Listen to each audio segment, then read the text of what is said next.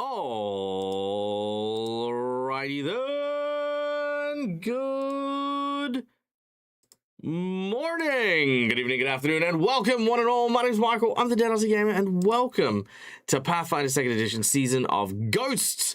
We have an awesome game set aside for you today, and we're gonna leap straight into it because we're a little bit behind. It's been a week. I'm sorry, we have been behind for a few of the streams, but we always persevere nonetheless.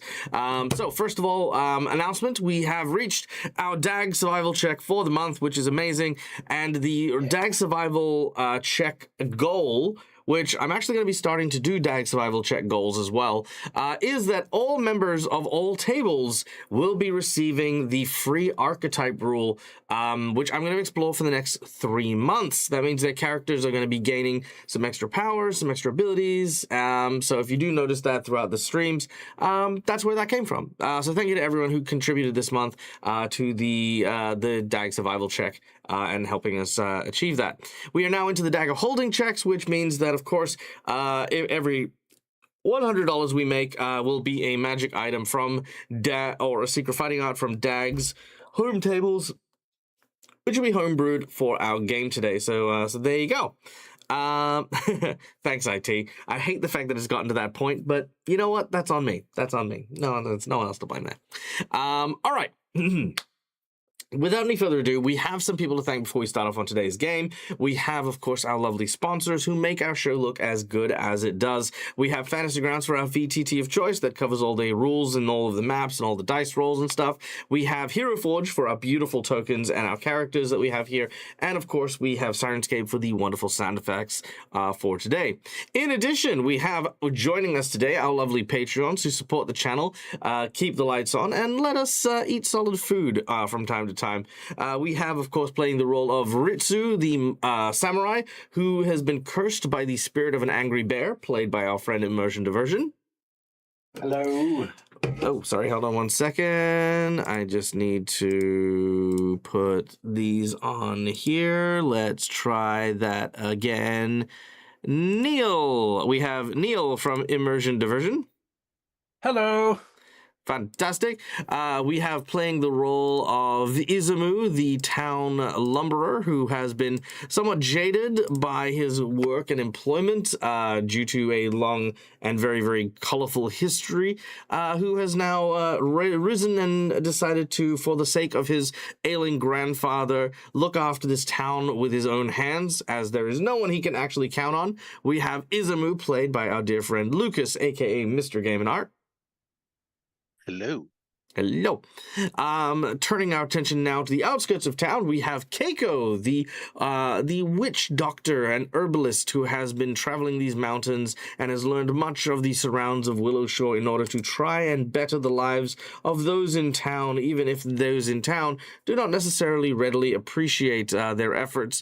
Keiko, the Tengu witch, played by our dear friend Kalindria. Hello. Hello. Then, of course, Wei Tao, our elven executioner, a bloodthirsty individual who is on a different journey in life. After being arrested for being a little bit too brutal with his executions, the town, when all of the yokai and ghosts began to attack, sought Wei Tao's help and have recruited him and his blade to aid in the restoration of law, peace, and order to the town and its surrounds. Wei Tao is run by our amazing friend Marcus, aka Korshift. Hello.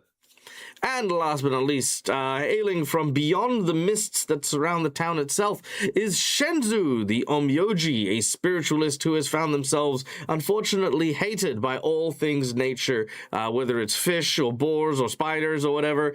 He does not like the outdoors. Indoors is where it's all at, and Shenzu intends to return to a cozy life inside the town as soon as humanly possible. This character is played by our dear friend Adam. Hello. Hello. So there we go. That is our team for today. Now, as always, we do have some individuals, we do have some ways for our audience to play around and have a little bit of fun with us while we play today. We have, of course, our lovely and awesome channel points that you can use in order to, at any point in time in order to influence the game with Inspiration, Wandering Monsters, Wandering Bosses, Divine Intervention, Divine Healing, whole bunches of cool stuff. So check those out. Those are amazing. We also have a number of monetary donations that you can use in order to influence the game while we play. $5 for hero points and jinx points. Hero points are the red marks that my players can use that can stave off death, petition the DM for stuff that isn't in the rules, and roll with advantage. Jinx points are these purple ones that can basically be used to counteract hero points, make bad guys roll with advantage, or complicate things ever so slightly. For $10, I will draw from one of two decks in front of me. We have, of course, our Plot Twist deck, which is this deck of random assorted narrative boosty type things, and I will use my skills in order to turn that narrative into the game while we play. Or you can have me roll from the table of the roll and playbook that I have here, which gives an assorted random encounter list thing that we can do. We have $20 for our coveted golden natural 20 because sometimes shit just needs to work, and a nat 20 is how we do it. So there we go. $50, we have a boss buff and a harrow draw. Now, heads up on this one. $50, boss buff, big boss, makes things a lot difficult. It's just terrifying. It's awful. It's amazing. Our $50 reward will be changing as of next month. So right now we have the harrow draw, but I'm going to give you guys this as an advanced thing. The harrow draw is going to be retired down to a lower tier. We are now going to put the harrow draw into the $10 category as of next month.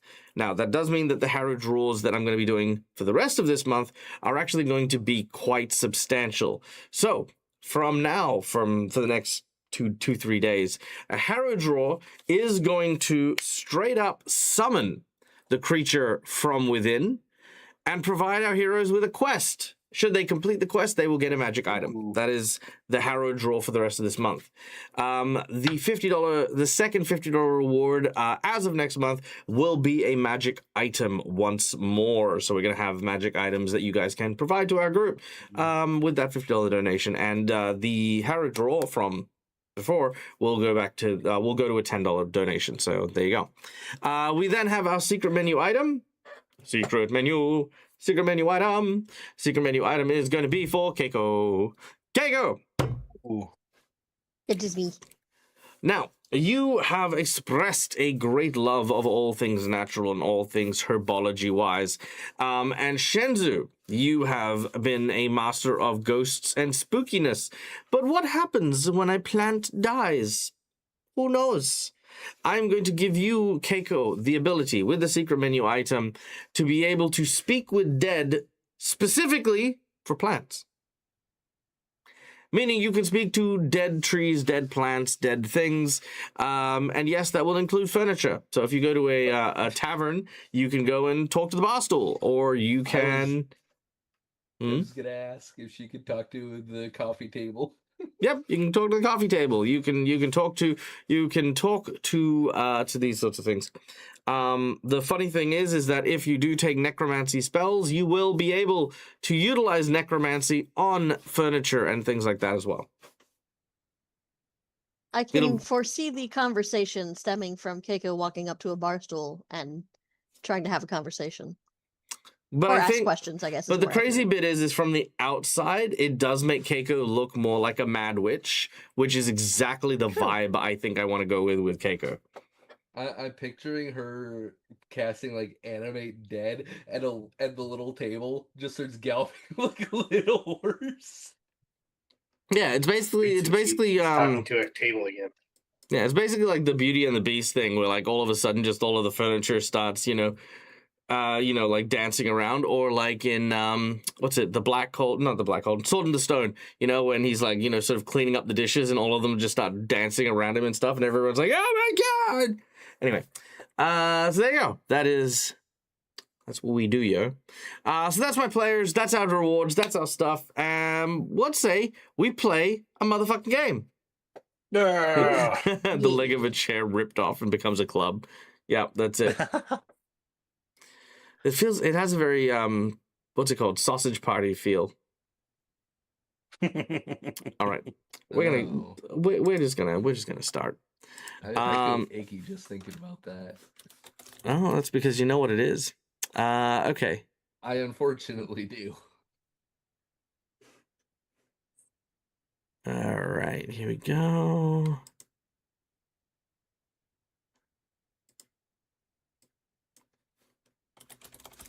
All right, when last we left our heroes, yeah, that'll do.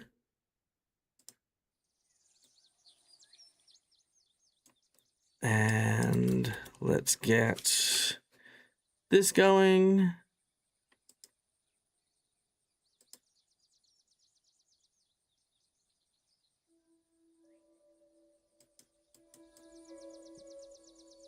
I don't like that one. Let me try.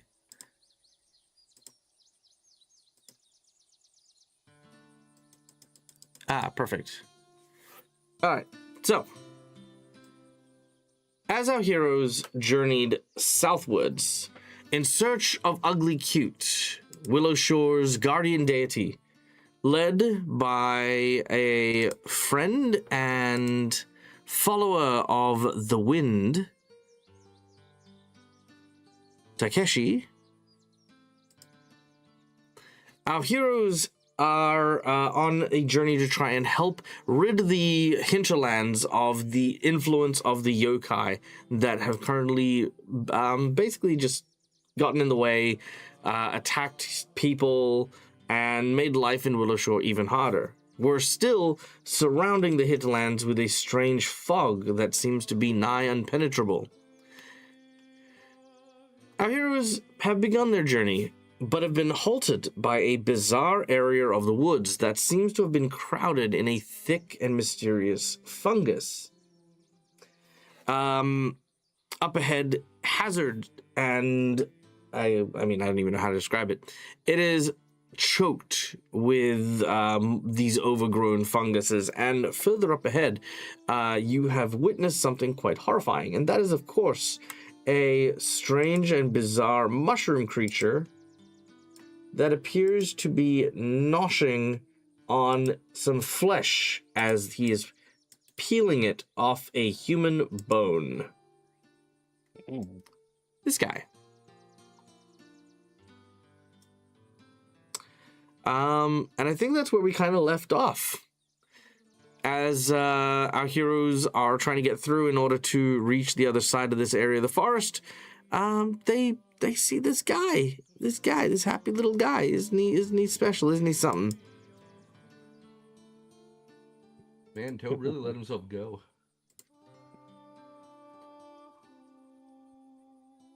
It's just got taller. Okay. And it is here our adventure continues. All right. Now, Ritsu, I believe you're holding your breath. Yes. Very well. The rest of you have some form of mouth covering. The majority of the strange spores that seem to rise into the air seem to emanate from this individual, as just kind of like the poofy cap of him just sort of keeps spraying out fungus as you head in his direction. All right. The scene is yours. What would you like to do about this? Nico, do you have any thoughts of who we're dealing with here?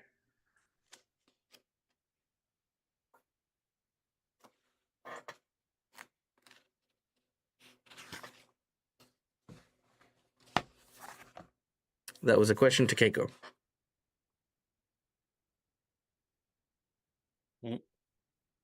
Is Keiko there? She's having some issues with her Zoom right now. She's trying to get it fixed. Oh, no worries. Keiko looks at you, and she seems to open her mouth to speak, but unfortunately nothing comes out.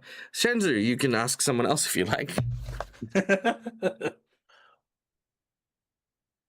Izumu, you got any ideas? You're familiar with this area at all?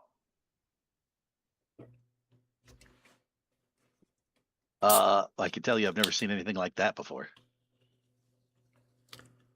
Sorry about that. Oh, Keiko, you got your voice back. What do you I know? did. Sorry, there was something caught in my throat for a moment there. Probably a spore. Goodness, I hope not.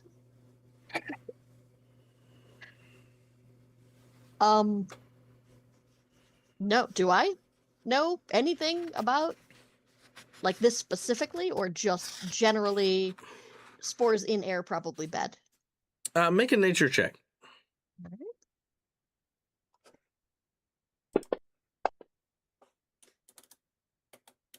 Alright. 21. 21.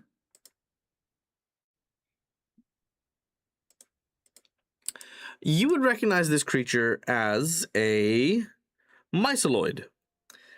Typically, they reside in underground caverns and in mass colonies. It's actually quite rare to see one out on the surface in the sun on its own.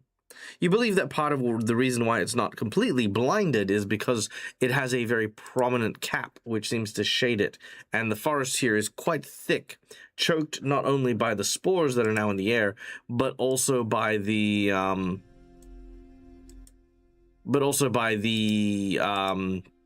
trees as well. All right, would it be safe to, I don't want to say assume, would it be safe to wonder if something has forced them out of their, better covered homes, or it would just be, well, this is real thick canopy, it makes sense? Something of the latter, probably. Okay. Like something has likely forced it out, and this is just a convenient place that seems to work. Okay. So she will tell them she has some idea. She will throw out the name myceloid, but she will say that it's unusual to see them out in the open like this. I cannot stress enough that you do actually see this guy chewing on a human, chewing on flesh, but with a human femur he's using as a walking stick. Oh, yeah, that's fair. And That is fair. Are they typically cannibalistic? I'm gonna guess the answer to that is no. Or are they? I don't know. No more or less than other races when push comes to shove. Okay. So she would say not particularly, but unfortunately, anyone would do what they need to survive. Also, cannibalism would require them to be eating their own people. No, correct? incorrect. Cannibalism in fantasy games is the eating or consuming of any sapient creature's flesh. So, Okay. yeah, like if an elf eats a human, it's still cannibalism. Okay.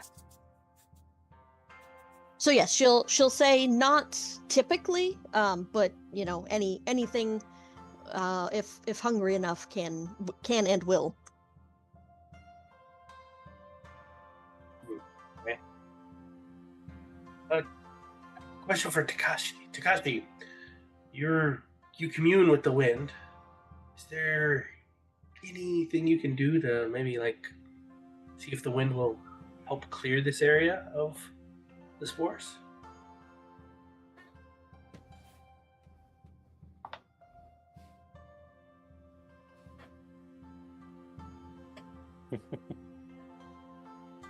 Oh, sorry, Takashi. I'm Takashi. Yeah. I was thinking, who the fuck's Takashi? Takashi turns and he says, "The wind has spoken to me, but it has not given me the power to disperse such a wide area. I can tell you that this individual has spent a great deal of time making this place accommodating for themselves. But the wind says that there is a sickness, something that travels and brings this creature here. Something deeper."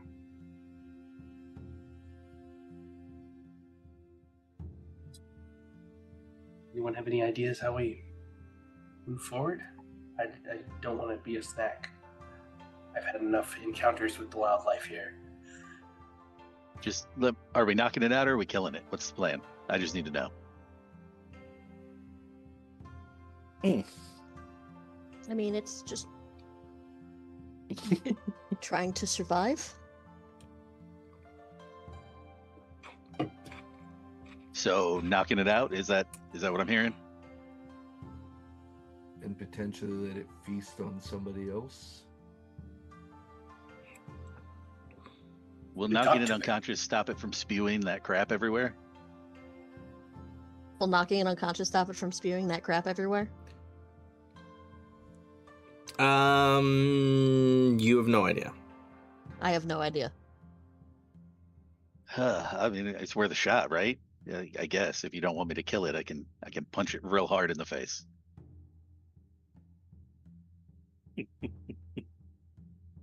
Sorry, I just need to paint the picture that we're all standing here talking about it while Ritsu was going and Yep. just holding his breath, turning several shades of blue and purple.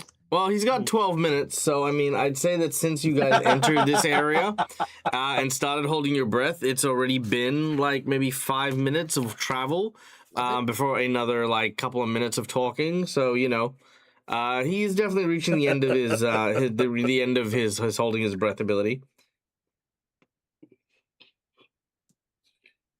He's not answering. Hmm. Hmm. Mm-mm. Mm. Keiko, I know you try not to harm nature. Do you want to try and talk to it first before Izumu knocks it out? Does Ritsu want to take a nap and then somebody needs to blow his mind? I'm not sure exactly what's happening here. Anybody know? Mm. Go around? Anyway, yeah, Keiko, why don't you try talking to it like Shinzu suggested? Maybe that's a good idea. Do we know that Ritsu is just holding his breath? You Right. can see him do it, yeah. No, I'm saying, did he warn us that like I don't have No, anything he else? just I'm just kinda gonna did it. hold. Yeah, he just Okay. kind of did it. Is there And a way nobody just bothered around stopping this it. thing? Like just walking into the woods a little bit more and just going around it. Yeah, I mean, sure. I think that we need to consider, and she will motion to Ritsu like, look at this weirdo just holding his breath the fuck over here, and move quickly. Regardless, I don't think stopping to hold a conversation will be beneficial to. Are you okay? No, don't answer that. To Ritsu. Mm-hmm.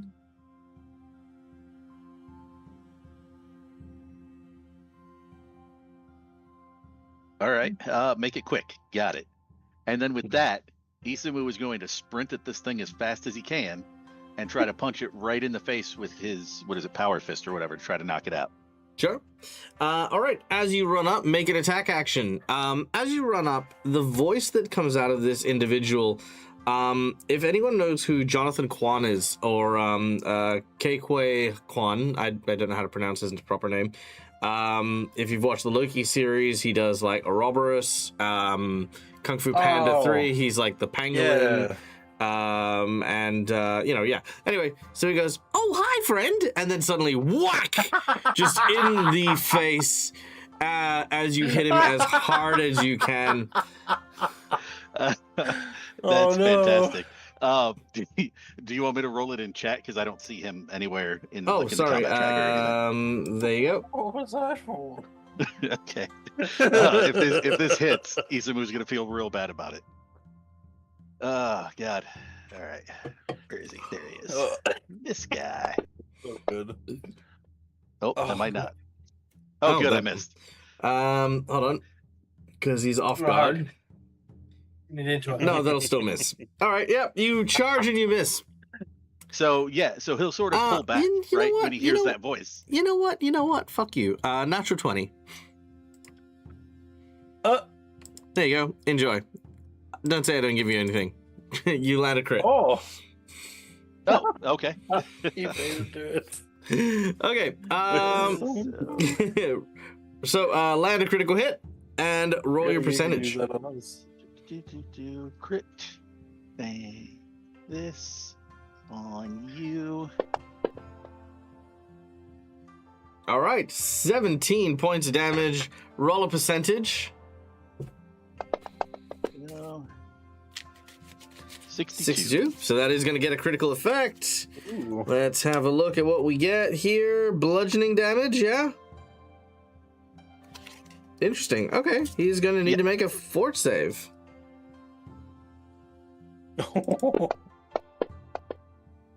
Oh my god! He does. You okay? You have knocked him completely out. As you have done so, he has now got this massive black eye. Several of his teeth have now flown from his mouth. He lands awkwardly, and he is just completely unconscious. So Isamu is standing there over him, and he kind of shakes his hand out a little bit, and he's like, "That felt wrong. That I feel real bad about that." You also realize he didn't have any bones, too. He was literally just like fibrous flesh. So you hit him, and it felt like punching like the world's best sandbag. Yeah, everything, guys, everything about this felt wrong. Just the impact, the fact that that voice that came out of him, and I punched him right in the face. He sounded so friendly, and I feel real bad about it now. But he's unconscious, so if we want to go or whatever we're gonna do. And off Keiko will go. If a Having loot on it? myceloid... Wait. Oh, hold on. wait, If a myceloid is reduced to 0 hit points by a critical hit, it pops. Well, it's not technically on... No, it's technically not on 0 hit points. It's just technically unconscious, so you're fine. Oh, thank God. I didn't want to kill the guy, so that's good. Yeah, he's not dead. Spore pop. Thank God. Let's see. All right, cool. Spores, yada yada. Okay. All right. The poison is, however, thickest here. So I Nice. do need everyone to make me a fort save, including you, Ritsu. Okay. Is this still breath related? No, this is contact disease related. Oh, okay. Then yes. Okay. You said, And does the save. herbs do anything, or just rolling normal? No, straightforward? just rolling normal. Sadly, the DC is 20. Wow, Shenzu, you're just like. That was great. Just got it. Spell. Nope. All right, Easies in the morning. DC is 20. All right, Keiko and Weitao, you are both going to be afflicted by the disease, which is going to give you stage 1 of this. So Weitao and Keiko. All right. Oh no! Purple pox. I don't Purple like pox. that. 'Cause I've seen this. All right. Purple That pox. sounds fun. Yeah, it won't affect you yet, but in 24 hours, that will rear its ugly head. Oh no! Okay, so we don't see or feel anything yet to know that we got whatever this is. No, not yet. Oh, sorry. No, the onset's in a minute. So yeah, you'll feel it in a minute, but Okay. but then yes, it'll last for a day. Well, like a 1 per day thing, and then 1 per day, and then you die. All right, it's fine. Don't worry about it. Funsies. Okay, well, with this creature now promptly knocked the fuck out.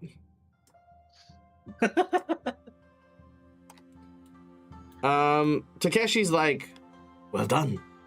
The wind says, fuck that guy. Oh, good. Let's get out of here, Okay. guys. Because I Alright. felt bad about that. But yeah, if the wind's cool with it, let's go. Yeah, the wind is super Wind- cool with it. Record show If that the I wind's think cool we with should have it. just killed it. You think we should kill everything? Your opinion on killing things versus not killing things is not exactly a surprise to anybody. Well, considering that this thing is causing so much damage as it is alive, and it was literally eating human flesh. I mean, I'm Let's pretty talk sure about this that- somewhere else. Ritsu's still trying to hold his breath. Okay, if you want to Get out of live the with cloud. it, know it with the potential of it eating somebody else, that's on your shoulders, not on mine. If you want, you can Nice. tie it to a tree or something. Apparently, if somebody can't punch him in the face, they deserve to get eaten, maybe? Yeah, let's tie it to a tree. Let's do that again.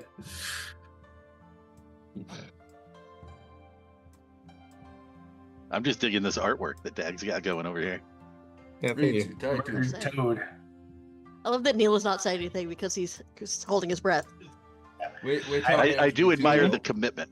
Yeah, that's great. I'm gonna start walking I was towards like, the the reason I'm edge able to where is the I'm just clear puffing my areas. cheeks.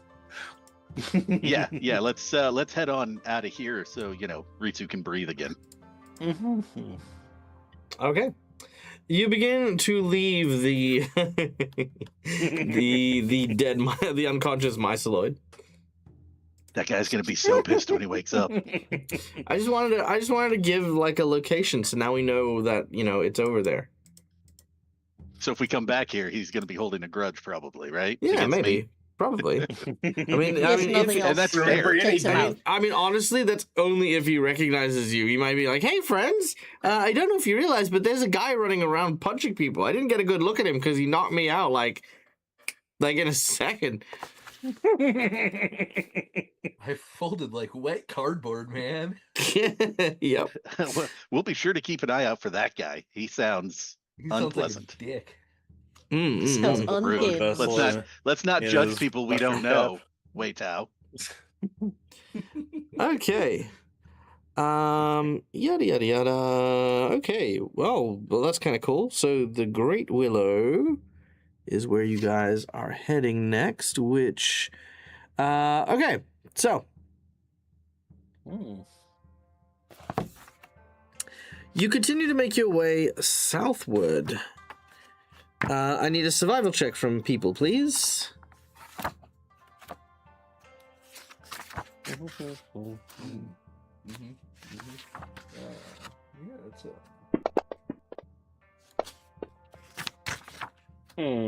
See, there's a reason Wei Tao is an executioner and not a scout. You'd think someone that spent their life in the forest would know how to survive it a little bit better. Nope. You'd think. But then again, you also had two other people that were more of the foresty. Yeah, true. It was kind of like all three of you working together. Okay. Yeah, this guy who hates the outdoors, he's just killing it right now. All right. So between the majority of you, Shenzu, you kind of have a good understanding of where your bearings happen to be.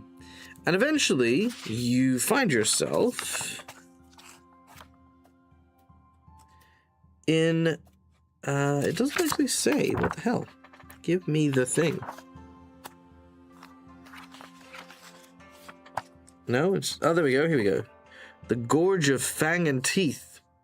Located a few miles from the edge of the forest, you find an escarpment of stone where most of the materials used to pave Willowshore were harvested at the quarry here. I'm sorry. Oh, what was the word? The what of stone?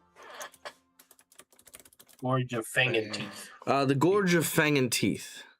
No. You said like escarpment or something, and I don't know what that word means. Oh, it's kind of like, so I want you to imagine an area that was like once like kind of a rocky kind of ravine sort of terrain kind of thing, right?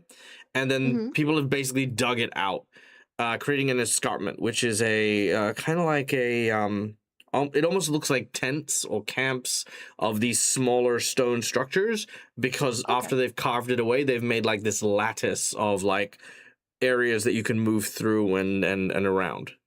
Sweet. Okay. Thank you. Yeah. Not a problem. Okay. So this area here is where Takeshi says, through here was where I saw Ugly Cute walk through. And you can actually notice that there is a large group of like these stones that seem to have scrape and scratch marks that match the tracks you were following of Ugly Cute heading deeper into this area. Which is over here.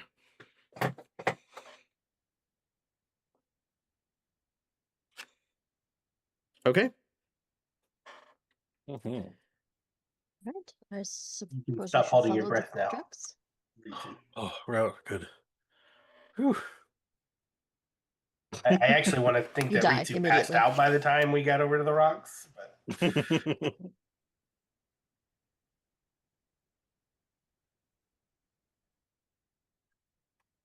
But Keiko's gonna head. you can breathe Fresh normally air. here. Yay, fresh air. Keiko's gonna head in the direction of the tracks. Okay. Perception check as you begin to search the area.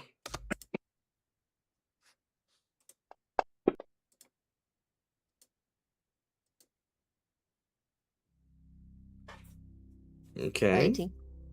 18. No one else? Oh, I thought. Okay.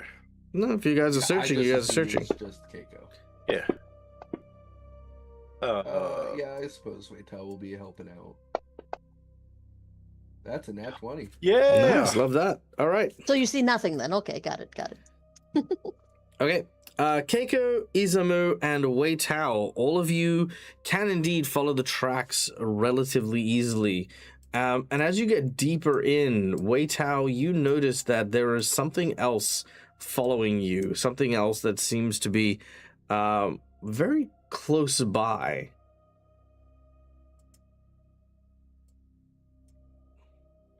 I think I think Weitao is going to let Keiko know, since she is our forest guide, essentially. So Weitao is gonna kind of speed up a little bit and go. Keep your eyes and your ears peeled. Something's following us. I'm debating if Keiko, who's probably not good at being sneaky and anything, would go, what? And like look around or not. But I hope Well, he she's didn't not really that say stupid. be quiet.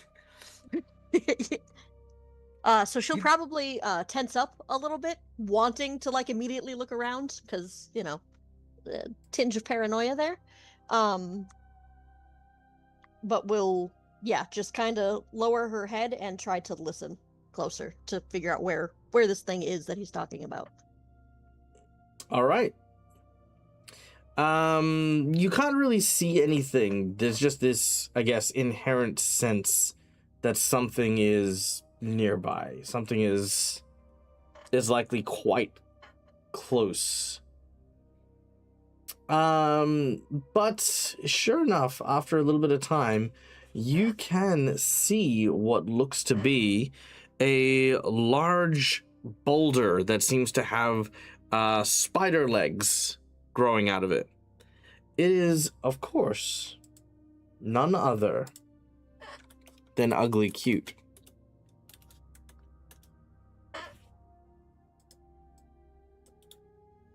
Oh. A statue you have seen countless times in its temple, but not out here. However, it seems to be broken, damaged quite heavily. Lots of these little divots seem to have been torn from its flesh. You realize quickly why it came here. This was the place it was born. It was from these very stones that it was created. And in its state of injury and the like, it is trying to find a safe place to heal and repair.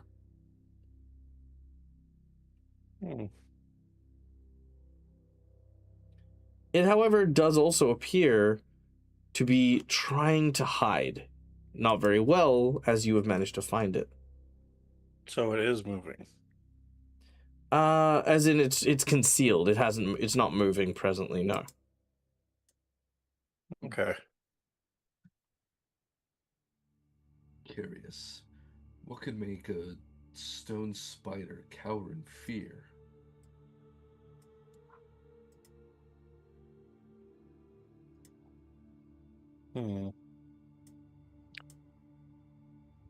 Well, it must have come here for a reason. We should probably wait for it to fix itself if that's what it's here for, and maybe we just wait for it to then return to the city. to the village? I fear this is something we can't simply wait for. We don't know how long it will take, and we're already surrounded by that strange mist. I agree with Wei Tao that I don't know that time is something we have. Is the area we're in like flat so we can actually see the outer wall or the fog wall? It is not. It is not flat in any way, shape, or form. Okay, I was just wondering because there's no trees around, so I thought maybe it was like This was Like a a- quarry, so it was very rocky, like kind of again, like this is just where a lot of stone was. The reason, got it. the reason why you can see the discoloration between the green area and this area is because the townsfolk have used like all of the stone you've used in town for like the brickwork, the pathways and the streets and the roads, the farmlands and stuff like that. All of the rock and stone that came from building your town came from here.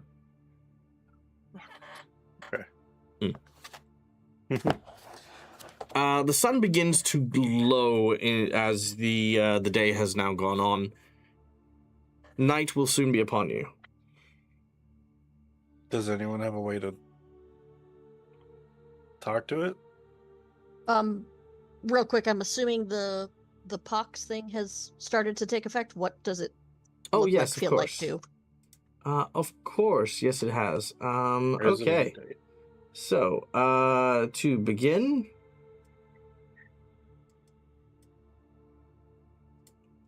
both Keiko and Wei Tao. Hold on, wait. I'm gonna figure this out because school taught me how to do this.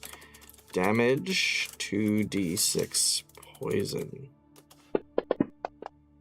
All right, and I can drop that on to Keiko and Wei Tao as you feel your body starting to heat up and burn, and you just feel this searing pain that just suddenly overcomes you, like it just hits you right hard all of a sudden.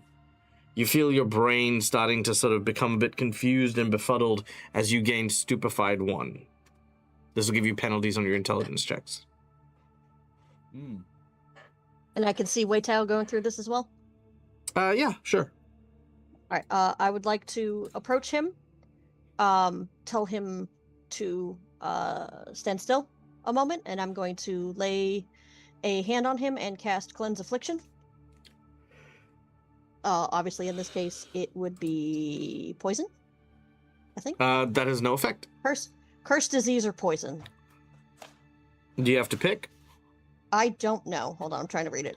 Gentle restorative magic, toxins, choose an affliction, such as a curse, disease, or poison. Okay, Well, so an affliction. So as you've chosen poison, Yes. you've cast the spell, and again, there seems to be no immediate effect. Even if you did cleanse it, you wouldn't know until its next symptom appears. Gotcha. Okay. But you have cast it. So it was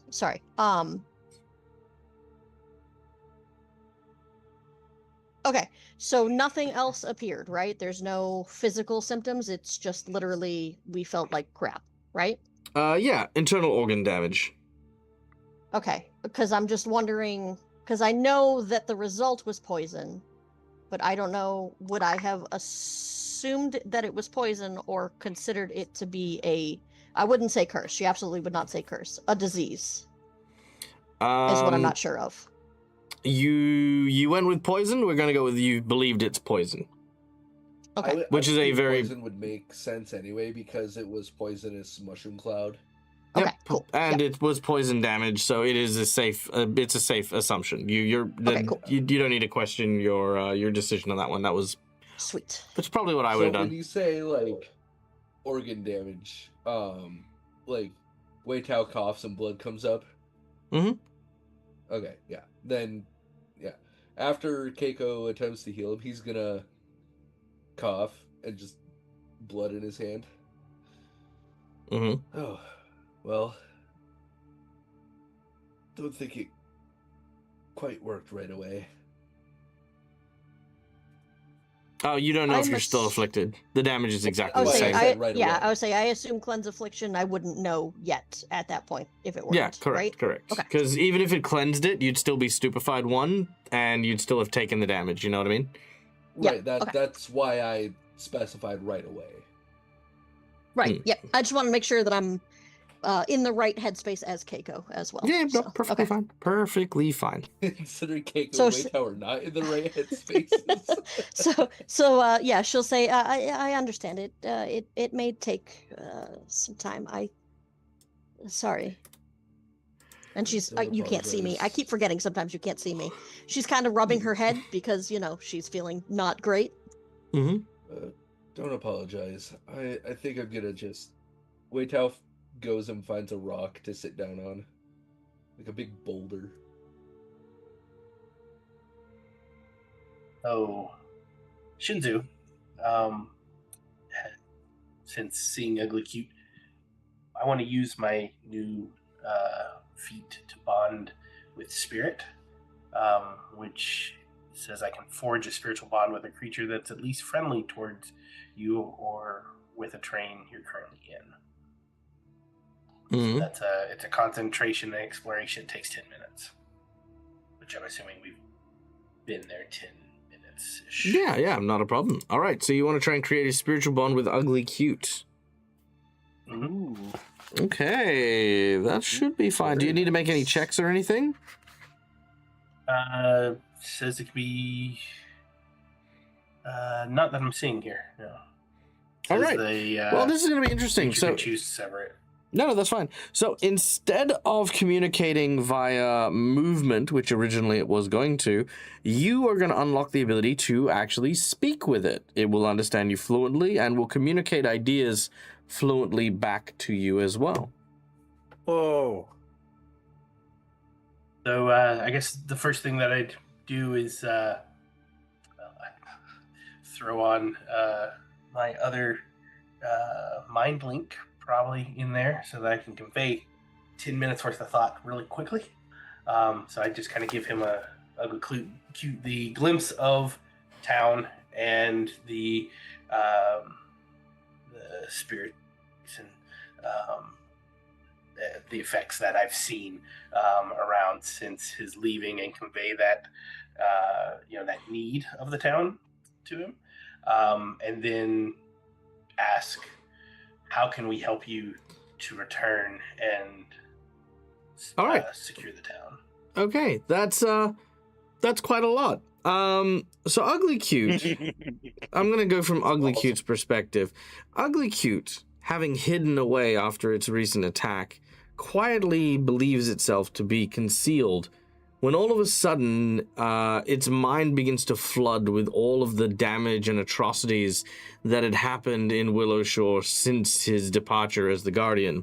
As that all happens, Annie is wondering what kind of psychic attack he might suddenly be under randomly.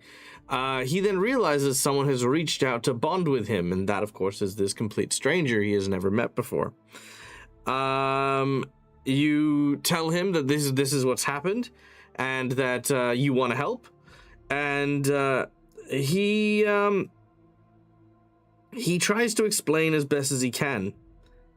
He says, I'm sorry for leaving you and the families behind at Willowshore, but a danger presented itself. I had to protect Willowshore. I'm relieved that you were able to be there and help the town in my absence. Faceless monsters were abducting people, stealing them from their homes. I had visions of an abandoned Willowshore left to crumble into ruins and reclaimed by the forest after some sort of monstrous invasion. It was this vision that awoke me and brought me to action. I don't think it had anything to do with the reenactment festival, but I believe the timing wasn't a coincidence. A curse has fallen upon this place and the ceremony as well. But I have been trapped here, caught by a monster that refuses to allow me to leave. Though it is inactive during the day, it is unrelenting. I will tell you more but I need to try and escape. Help me find the creature. Help me stop it. And then we can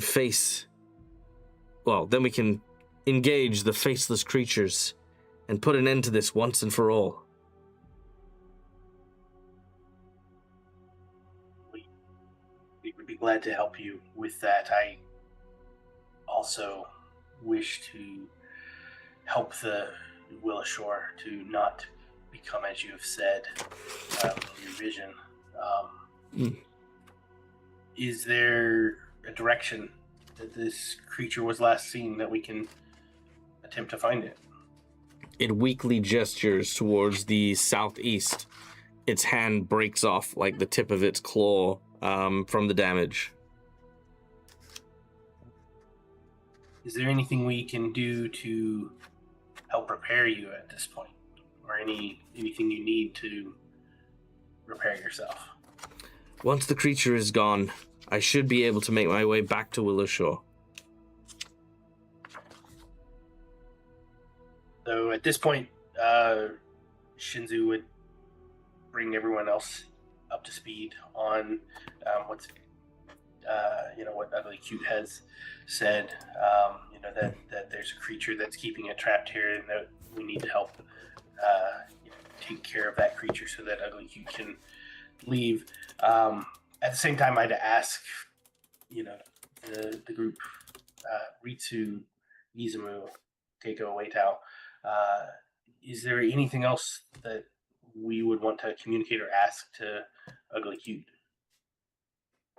When did it last see the creature? If it's running away from it, he must have seen it. Every night. And I saw it last night. last night, where did you see it? More importantly, He points to the southeast. What Oh, was okay. it, or what did it look like? It looked like earth and stone come to life. So Does another. that bring up any Nature check if idea? anyone would like to. I mean, I'll try. I'm not trained, but If you're not trained, you won't know. okay. Well, Never then mind. then ignore my roll then, because Very well. I will ignore your roll. Ignored. Izumu and Keiko, the two of you have heard of such a creature. The rumors that surround the naming of this area, which of course is the Gorge of something. Banging teeth. Fang and Stone? Yes. Fang and Teeth, yeah. Yeah, came from an ancient legend that that the mountain itself, angered by the town's incursion onto this place, birthed a monster that devoured the original people who worked in the quarry. However, thanks to Ugly Cute and the efforts of the town, they were able to drive it underground. The beast's name was... I will find its name, please.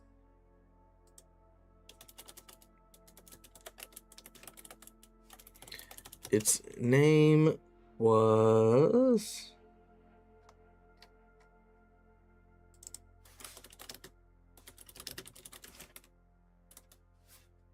Bum, bum, bum, bum, bum.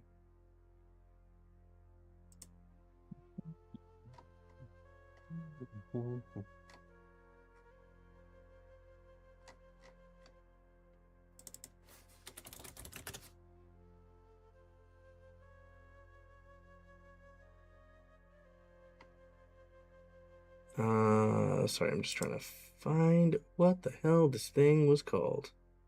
You're good.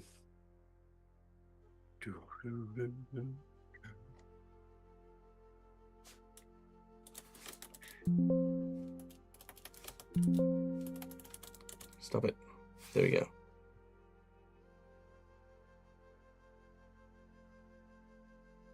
Aha, here we go. Okay.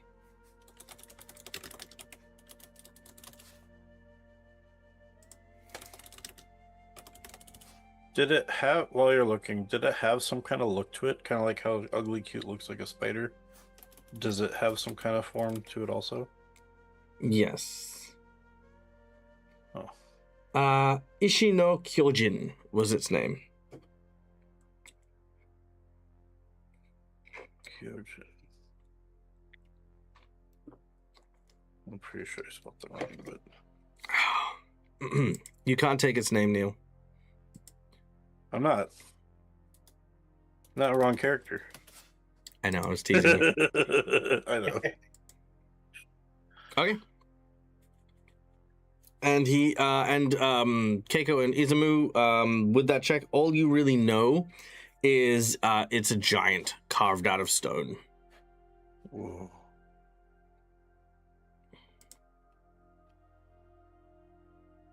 But we love giants carved out of stone. Mm. Right? Mm. Then you're in luck. One last thing I would. Si- Oh, go ahead.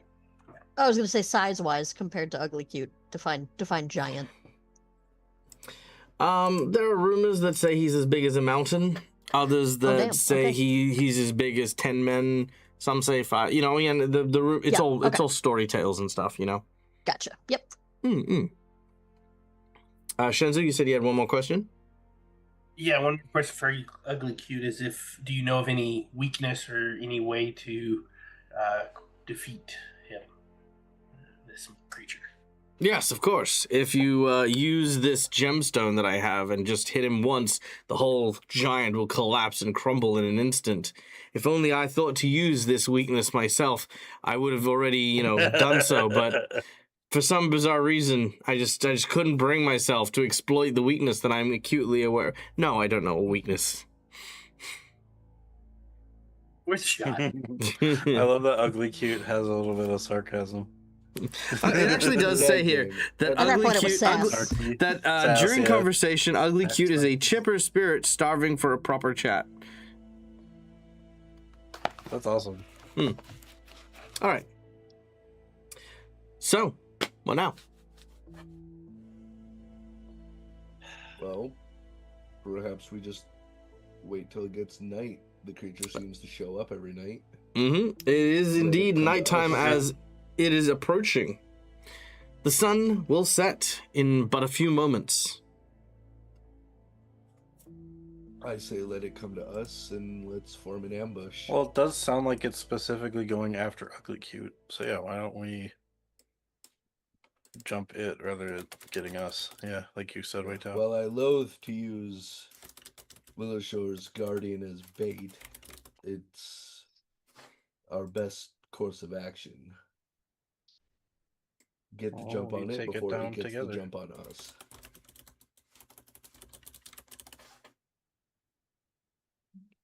Anybody have things that would be good against rock and stone? Rock and stone. Anyone have any paper? Sword. Paper? Let me check my pack. I'll see if I've got some paper in there. Beautiful. I mean, All right. I got a writing set, which most likely has paper. Everyone may make a stealth check to try and hide and begin this ambush. Okay. Oh no. I mean, that also makes sense with my broken legs, but I thought those were especially with one. my nat one.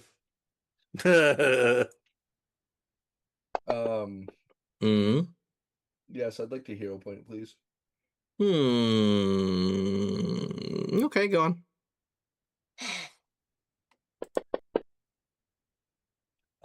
Exactly the same. Okay.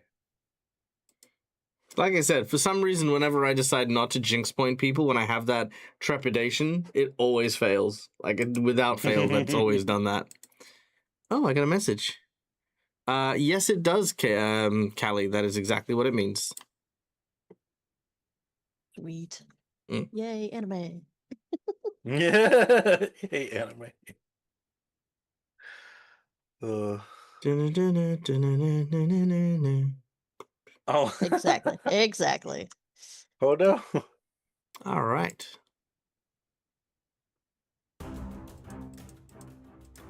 The earth begins to tremble and shudder. Several of the large rock formations you at first believed to simply be rock formations suddenly move and rise, dirt falling from them, as from beneath the ground a creature pulls itself up from underneath.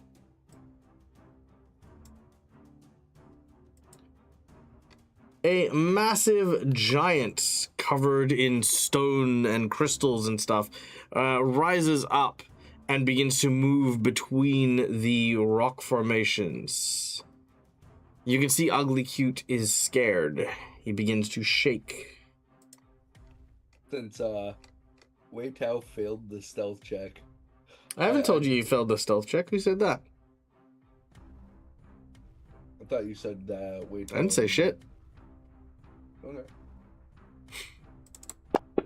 I said the rock creature stood up. Okay. It turns its nose up into the air. It takes a few deep breaths. It looks around. As it does so, it pauses.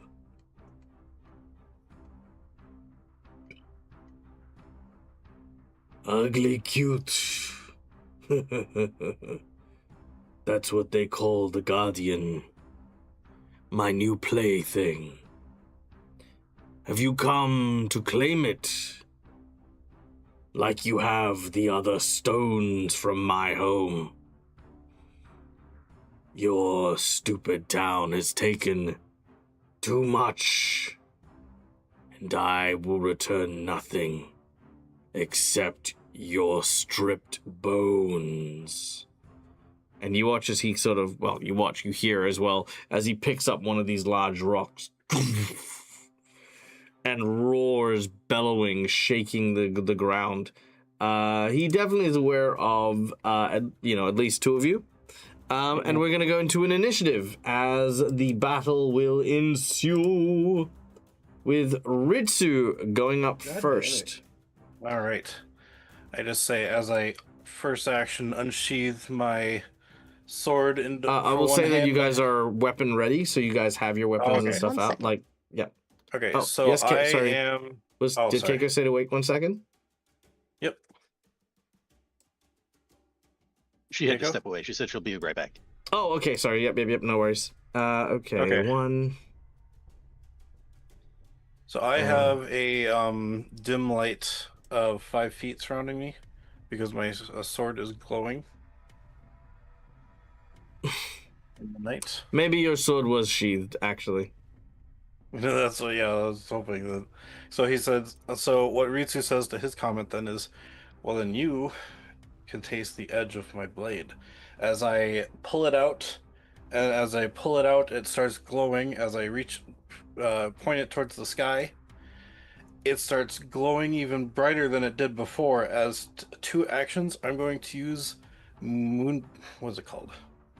Moonbeam, as I strike down with one hand, almost cutting the air, as 100 feet in a line shoots a purple beam of moon energy. As what it's actually, I guess it's technically silver and spirit energy. So he needs to make a save, which I will drop on him. Mm-hmm. And it is basic also, so if he succeeds, it's half damage. Dang! Alright, he will fail that save. And then he takes 4d12 spirit damage that also counts as silver. Nice. Shit. Ow! Okay. As I slash and 100 feet just... Very cool. Alright. Enhanced by your moonlight strike, it hits the large creature, which staggers back from the blow. And that was my Aeon Stone ability that I have never used till now, except for the light that comes off it. So yeah, Very nice. yeah. How often can you use that? That is a once a day thing, I believe. Okay, good. I was gonna say 4d12 yeah. for this level is pretty high. I was saving it for important fights. And it's of the appropriate level, right? It's like a level 5 or lower item. It's a level 6 that was item. from the crossover event. That was from the crossover event. Well, yeah. What level are you guys? You guys are level. We're level Crossover event, it was up to level 16. You said up to level 19, but the highest was 18. Yeah. Oh, I thought I still said that you're that for whichever game you had, you still had to be within the. No. I No? don't remember you saying that. Oh, No. okay, fair enough. We'll Yeah. leave that. We'll leave that there. Once per day, I don't think I have a problem Yep. with, but yeah, okay. Frequency says once per day. Yep, It's a yep. 100-foot line, 40-12 spirit damage to all creatures in the area, and this is silver damage for the purpose of weaknesses, resistance, and the like. Okay. Okay. Okay. Yep. Okay. Okay. Well, the troll, of course, is going to throw a giant rock at the guy who blasted him. Landing That's a fine. critical hit Huge damage for huge damage. of Ow. 33 points of damage. Oof. No extra effect on the crit. It will move over towards you with its action. Sorry, I was on mute. I'm going to use my reaction. Mm-hmm. Yep, I'm listening. Glimpse of redemption within my champion's aura. Mhm. That either he needs to make the choice to repent or refuse. Gets visions of redemption playing in their eyes. And based on whether they repent or refuse. He will refuse. Okay, so he will be enfeebled too. Enfeebled And 2. the ally gains resistance to all damage against triggering damage equal to 2 plus your level. All right, so your level is 3, so that's 5. So you avoid 5 damage. Nice, love that. Awesome. Okay. Yay. So yeah, the giant uses one action to move over to you. Does the attack on Titan run? You know the. Yep. We traded damage. That's awesome. I took 28. He took 28. Well, he is gonna hit you one more time Yep, I kind of figured. as he raises his fist, brings it down for an extra 12 points of damage. And roars in defiance of you. Shenzu, you're up. While you've managed to protect some of the damage and resist it, the giant is simply a mass of physical might that is forcing its way through. Okay, and now I have the hidden attribute. How well am I hidden? You are hidden, full stop. Okay. So if I were to go into my ghost form, my body would be pretty much safe? No, that's a very different thing. Keeping in mind, he can't see your body, that doesn't mean he can't damage your body. Let's say he stomps on the ground and creates an earthquake. You are very close to where he is, definitely in the damage range. If he throws a boulder and happens to miss, that could still bounce and hit you while you are there. So I would not in any way, shape, or form say that your body is safe. Your body is currently That's not the under... consideration. Yeah, your body's not under attack. Your body's not being seen. Yes, these things are true, but I wouldn't say it's safe. Okay, awesome. And he's not any kind of spirit, from what I can tell, right? No, definitely physical. Okay, cool. So, I guess I'll just jump in there with after Ritsu and hit him with my Karaka. All right, let's do it. So you step out. You're still hidden when you go for your attack, which means he's off guard. So be sure to click on that on the bottom left. Ooh. I know it already counts that, so that's fine. All right, so you have struck. Roll your damage.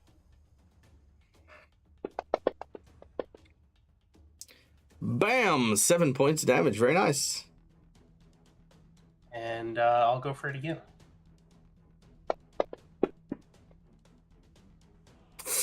That will not, Missed. unfortunately. Okay. And All right, so that's it. You've moved out and attacked twice. Yep. Okay, and you are no longer hidden. Keiko is not here. So she had to restart her computer. she would like to cast Sanctuary on Ugly Cute. Oh, very nice. All right, done and done. Sanctuary is on Ugly Cute. Ugly Cute isn't helping presently, but I will say this. Ugly Cute's not in this fight, so I will, Sanctuary's fine, but you don't need to use it to protect Ugly Cute in this battle. It's probably better to use it on one of the other teammates. Okay. Hold on one sec.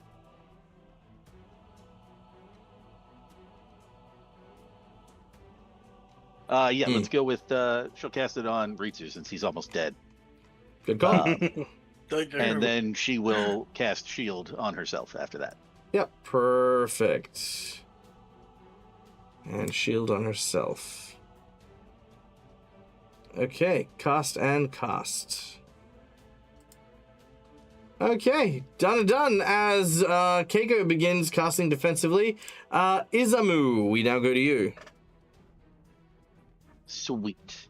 About how far away is this guy from me? It's about 30, no, about, 15, no, actually, let's say 10 foot. Oh, that's it? Cool. I am going to use, the first thing I'm going to do is move, and I'm going to use all 35 feet to sort of go out and around to come up behind him. On the other side of, like, where Ritsu and Shinzu are there. And then we are going to attempt a flurry of blows. All right, not with a problem. the axe. And you're flanking, because I have my sword out. Mm-hmm. Yeah, so that's off guard, right? Yep. Cool. All right. It's this one. There's the first one. Nice. And second one. Let's see if that hits. Whoa! Sweet. Very nice.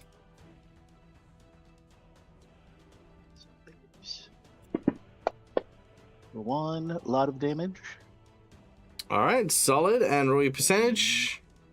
Second lot. A percentage. Nice. Ooh, that's going to give you a crit effect. We have bludgeoning damage.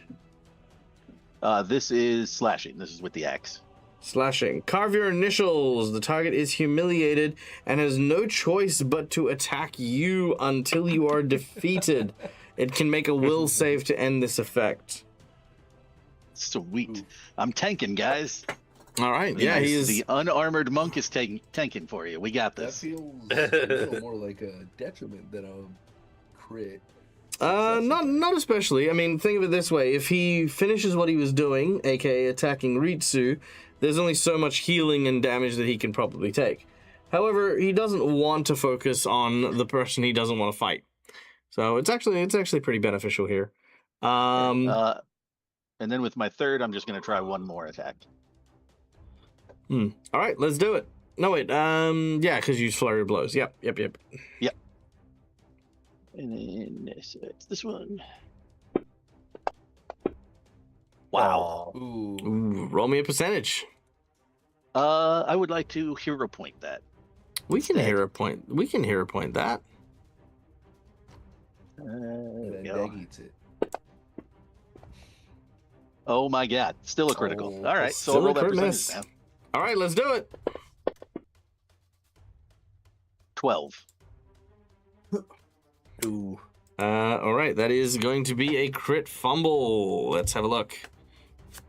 Okay, this is with a melee weapon. Wow. Catastrophic failure. Fort save or you knock yourself out. Oh, no. Great. That's not going to be bad at all for me. At least it's knock out and not die. Oh, Ooh, god. no. So you've gone to swing your axe, but your axe has sort of hit the rock formation on its back at a weird angle. It bounced your attack back at full strength and has hit you in the head. Okay, so the way this works is you are unconscious, not dying. which is actually kind of worse in many ways because he has no choice but to attack you. Yeah, pretty much any damage is going to wake you up, or anything that would wake you up from, you know, like being slapped and stuff like that will help. But yeah, you've knocked yourself out. All right. Which brings us to Wei Tao. Right. So I would like for 2 actions to use my sudden charge. Now it doesn't say that I have to move in a straight line. It just says with a quick sprint I dash up to my foe and swing, and I stride twice. If able to, I would like to get behind him to where I'm directly across from Shenzu. Let's see. Because my movement speed is 40, so I stride twice. Yeah, that'll be fine. Yep. All right. And then I make an attack at the end of the stride. Mm-hmm. All right, Okay. that'll hit. As Wei Tao goes for behind the thigh. Mm-hmm. And then for my last action, because sudden charge is 2 actions, Mm-hmm. I will swing again. You're also flanking with Shenzu because he had his, what I'm your going weapons to of use my melee, natural right? 20 for that. All right, not a problem. Okay. Awesome. Never Yeah, mind. you then. know, I don't think flanking helps with the nat 1. No, I know. I just So, want to point nat out. 20 and wham. All right, Dang, nice. 22 points of damage. Very nice. And then the And roll me the percentage. Yep, that's it. 39 and no extra effect. darn. All right, and Hello. you are no longer hidden. All right, back to the top of the round. Ritsu, we now go to you. You are basically, you felt the full wrath of this guy for a moment before Keiko cast spells to protect you, and Shenzu gave you some defense. What do you do now? Oh, actually, you know what? Make a will save. Ooh. I'd say that you're on death's door at this point.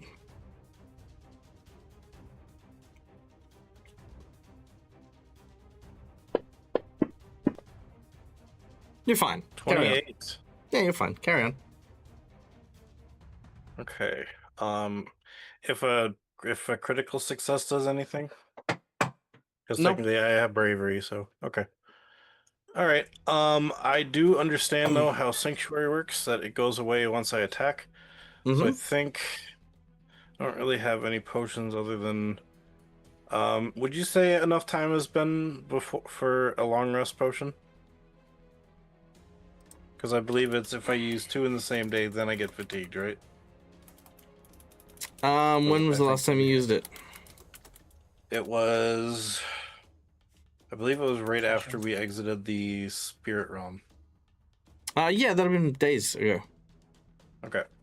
Then yes, I think in this case, I will drink a long rest potion All right. to put me up to full. All right, you go through the don't- overnight rest, yeah. and you have that. Easy done. And that does not recharge my, like, item stuff either, does it? Your magic item stuff? Yes, Yeah. it does. Recharges The everything. once a day thing? Okay. Okay, I just wanted to make sure, because I wasn't sure about that part. So 1 action drink, you know what? That'll actually be my turn. Okay. I don't want to Leech. lose the sanctuary that Keiko Alright. works so hard. No, that's fine. The troll will try to clobber Izamu, who is unconscious, which I think this means is always going to be a crit. Yeah. All right. Claw damage as Izamu is clobbered for 32 Oof. points of damage. Izamu, you are now awake. And there is a crit effect. All right, let's see how this goes. Wait, how am I That- not dead? I only had 24 hit points. No, you healed fully from the previous fight. I just didn't apply it to you because Oh, I was being cool. mean. I got you. Okay. Well, advantage to you because this is a crumpling blow, which means you are knocked prone, which you're already prone. Double prone. Sweet. He's in the ground. I'm prone harder. He's All made right. an indent. He is going to try a will save to break the obsession. Nope, he cannot. Second attack, he is going to clobber you again. Wouldn't that be a part of his attack? One of them to try and attack me? Nope. Oh, okay. All right, he clobbers you again. Izumu for 14 damage. And he's going to do a will save again to try and break free of the compulsion. He does! Hooray! Ooh. He then turns his attention to Ritsu. He makes a will save to try and hit Ritsu. That will succeed.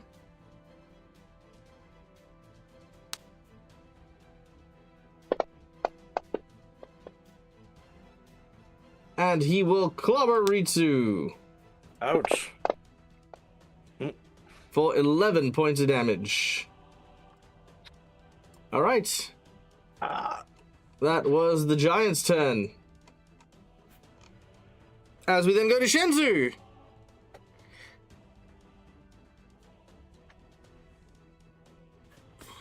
I'm having an interesting idea. Is Hmm. there any chance that I would be able to restrain the troll? I mean, depending on how you do it, but yeah, I mean, you could. It is within the realms of possibility to do this thing. Because he is enfeebled right now. A little bit, yes.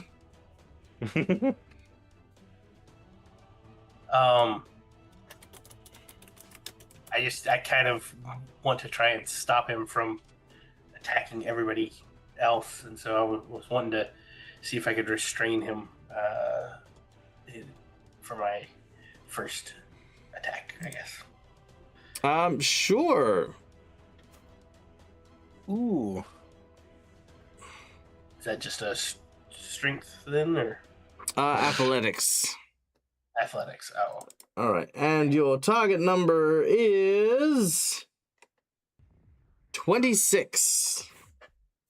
awesome. Let's give it a go.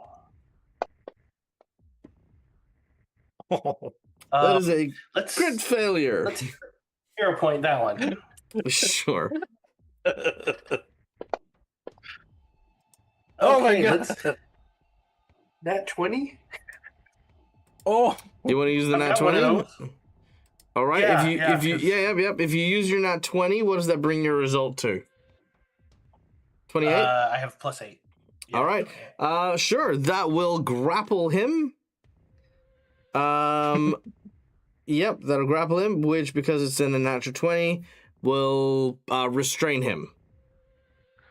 Dang. And then I'll yell, "Wait out!" Oh.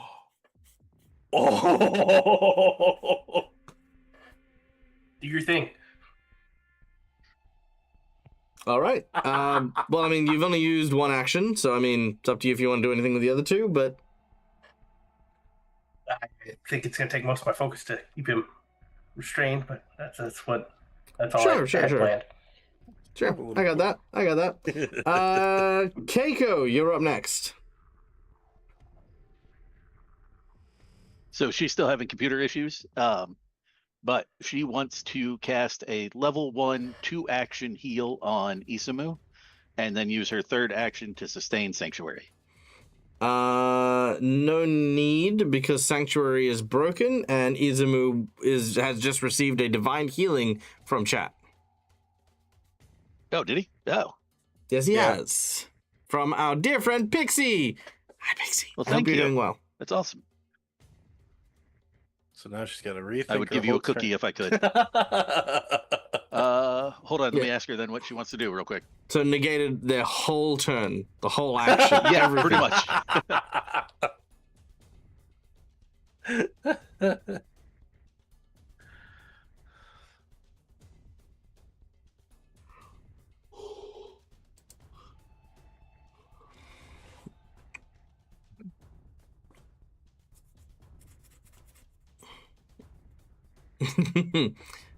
Well, you definitely don't make things easy, Pixie. That's for sure.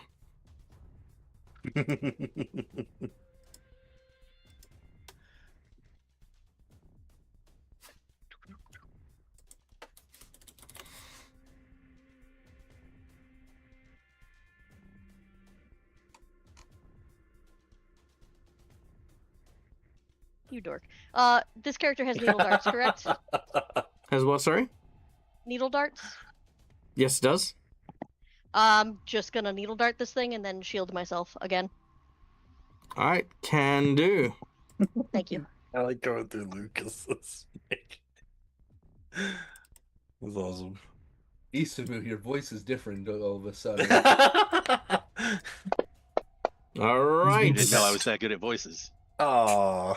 Unfortunately, that is a miss on the needle darts, and we then give you the boost for shield. Done and done.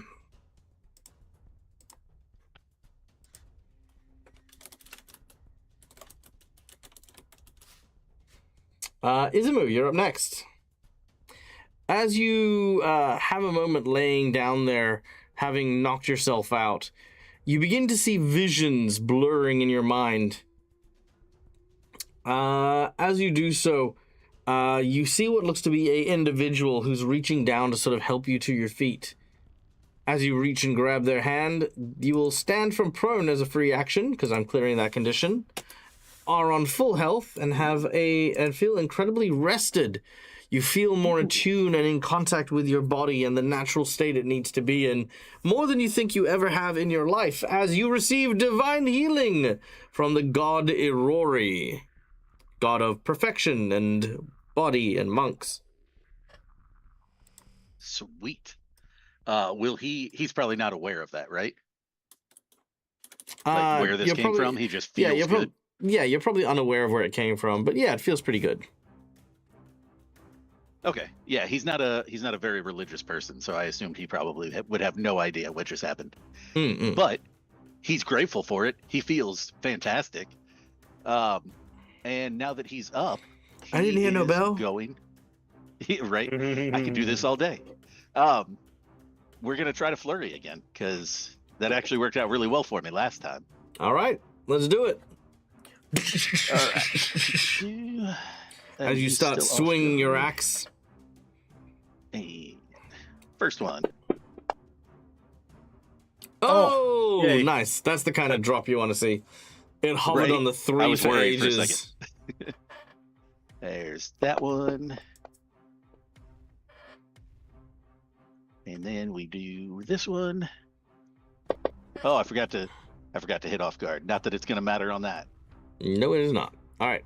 Critical I'm gonna fail. burn that last hero point to try to avoid a critical failure. Ooh.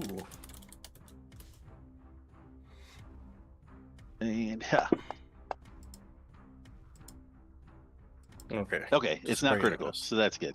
Hey, yeah, as long as it's not critical, that's pretty good. Yeah, I'll take that. All right. Done and done. Which brings us to Wei Tao.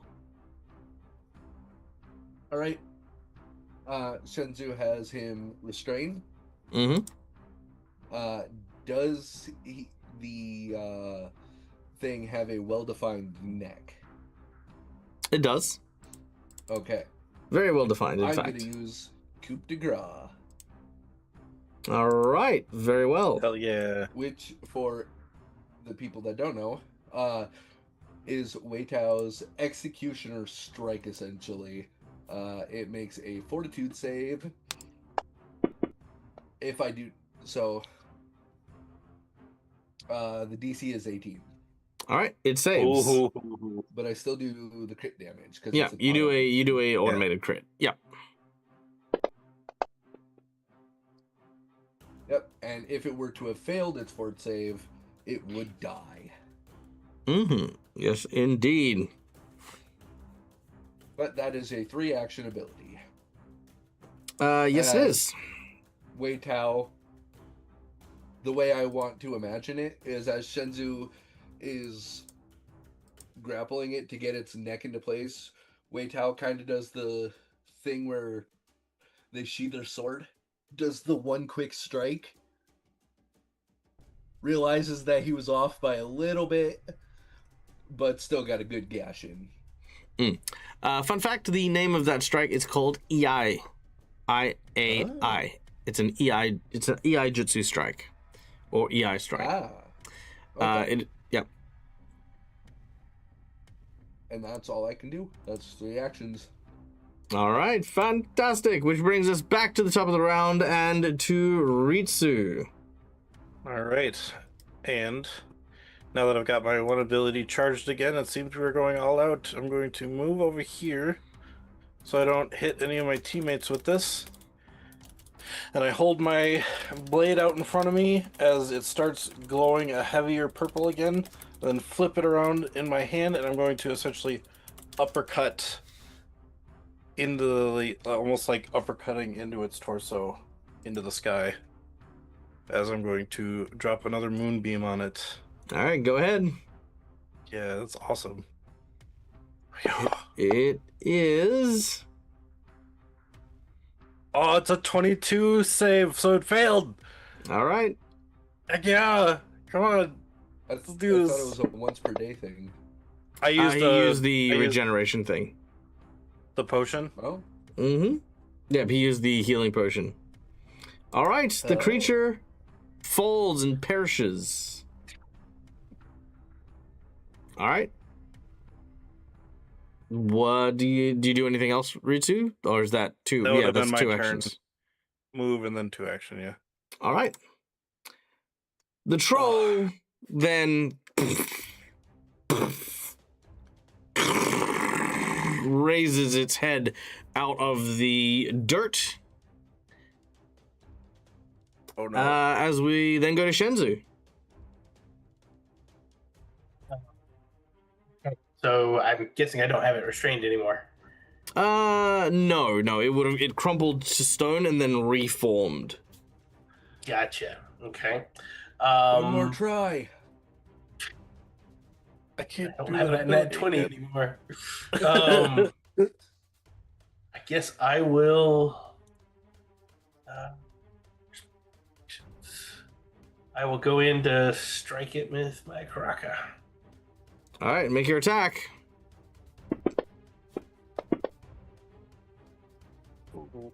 That is not gonna do it. Let's swing again.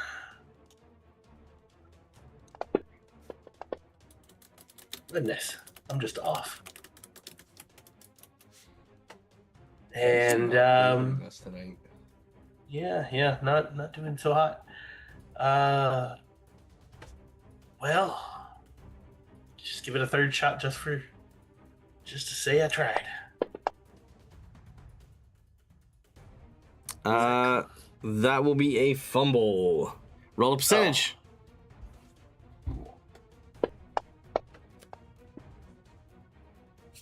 No fumble effect. Awesome. Excuse me. Okay. That then brings us to Kego. Okay. I'm here. Hello. On my own Yay. computer this time. Yeah. With only one screen though, which is fun. Okay. I am going to cast. Actually, I need to see if I need to be all up and in your business or no. Yep. Shenzu, no, probably not. Okay, so I am going to run up to Ritsu. Mm-hmm. I am going to place mine hand upon them. My adorable little fox Kira is going to rub up against them. And I'm going to cast Runic Weapon on you, good sir. Whoa. So, Very nice. I will drop this, I think, on you. Yes, cool. And who the hell? Ritsu, there he is. Alright, so that'll increase your smacking, if you can hit it. Thank you. Okay, Izumu, you're up next. Yeah. So Izumu had sort of breathed a sigh of relief when this thing crumbled to the ground, and then when it starts to reform and raise its head, he'll just look at it and go, "Well, fuck," and then he's going to just start swinging at it as hard as he can. And he's going to use.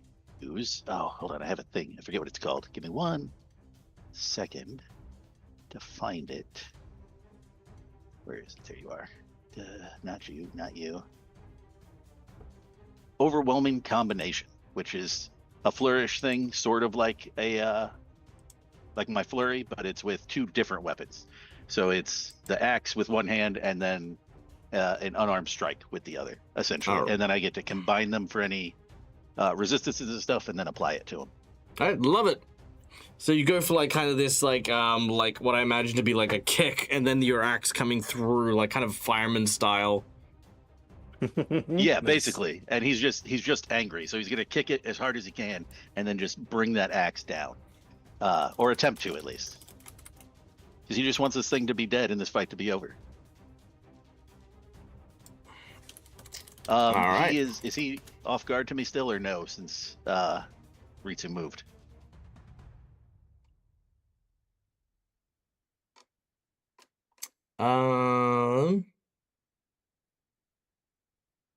Ritsu has not moved. Okay, I I mean he did took move to the a few left steps of to it. the right. I just wasn't sure how directly across I needed to be. All right, cool. So first one will be unarmed here. Oh, that's not great. Ooh. And then the second one. Wow, those were both bad. Okay, awesome. So he's just sort of swinging erratically and missing completely. Yes, indeed.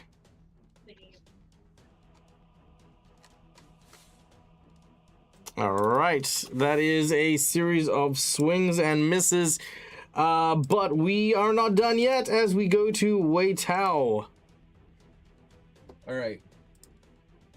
Wei Tao is going to take a deep breath and cast guidance on himself. And then strike as he brings his blade down.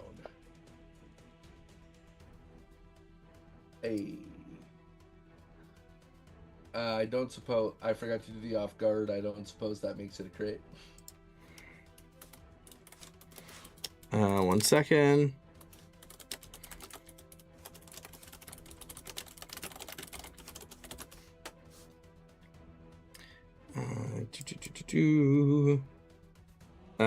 Sorry, off guard makes it. Let's have a look.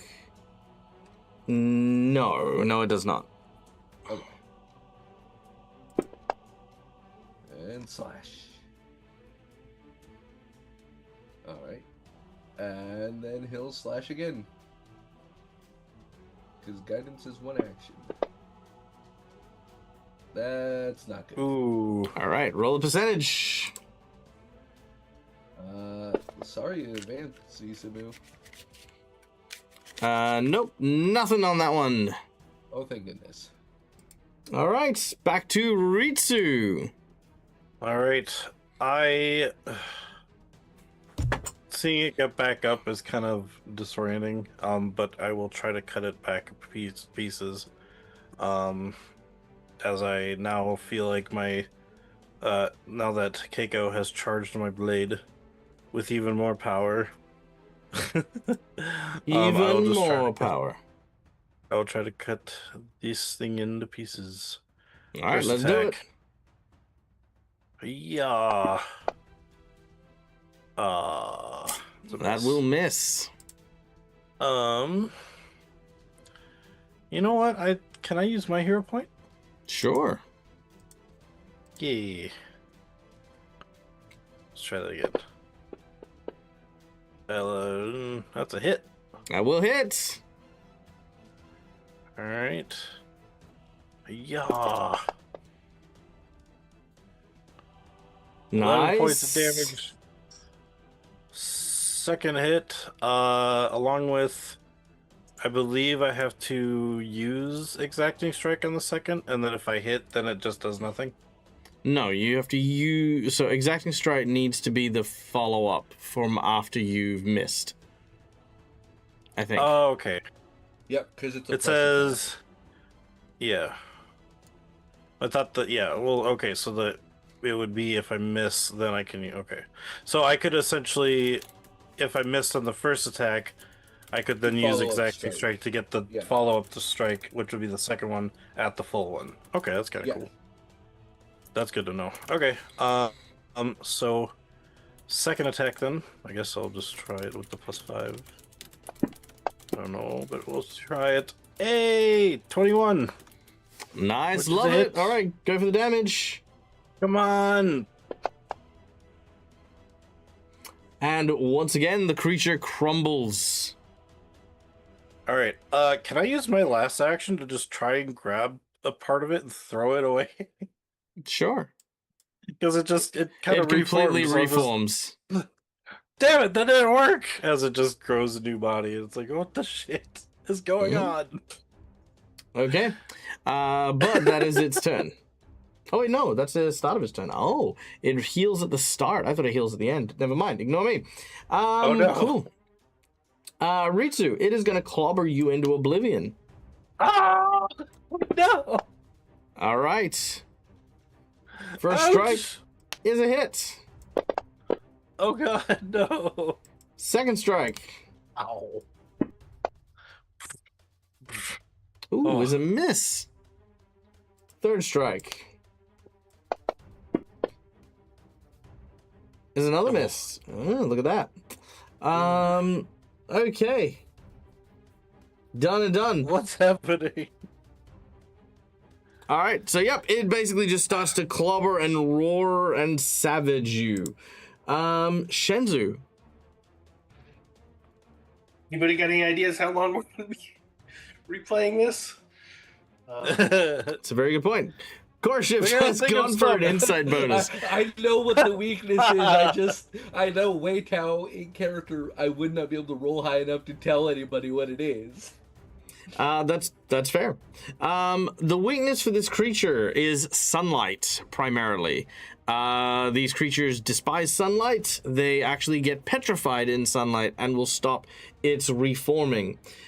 Being made of earth and stone, it also has a weakness to acid and sonic. Acid and Sonic, okay. Mm-hmm. Yes, indeed. So I was None of gonna these things ask are helpful. because Well, I if mean, it that is was the a insight. sunlight I have- weakness, I guess I have technically none of Moonbeam those. wouldn't work. Mhm. I've But got some soap in my bag. if it was the light in general word, that the beam that I shoot actually does have the light keyword in it. But that's too late. no. It's fine. Okay, No, it has to specifically be sunlight. You're literally firing moonlight, so got it. the Okay, complete just wanted to make opposite. sure. Yeah, I was very tempted to see if it would heal it, but I was like, it doesn't get any bonuses. Moonlight is just reflected sunlight. It is, but Sure tell it that is. to We're to not getting vampires. technical. Yes, And we're not getting that technical. Keiko, you're up next. I'm okay. I'm okay with this. After Shenzu. No, as in Shenzu's having a turn, then Keiko is up next. So, Shenzu? Yeah. I've got some soap in my backpack, but I don't know if that's the same. Gotta give it a bath over here in the lake. I clean guess it. all I can do is try and go for a hit again with it. So take a swing. That's a little better.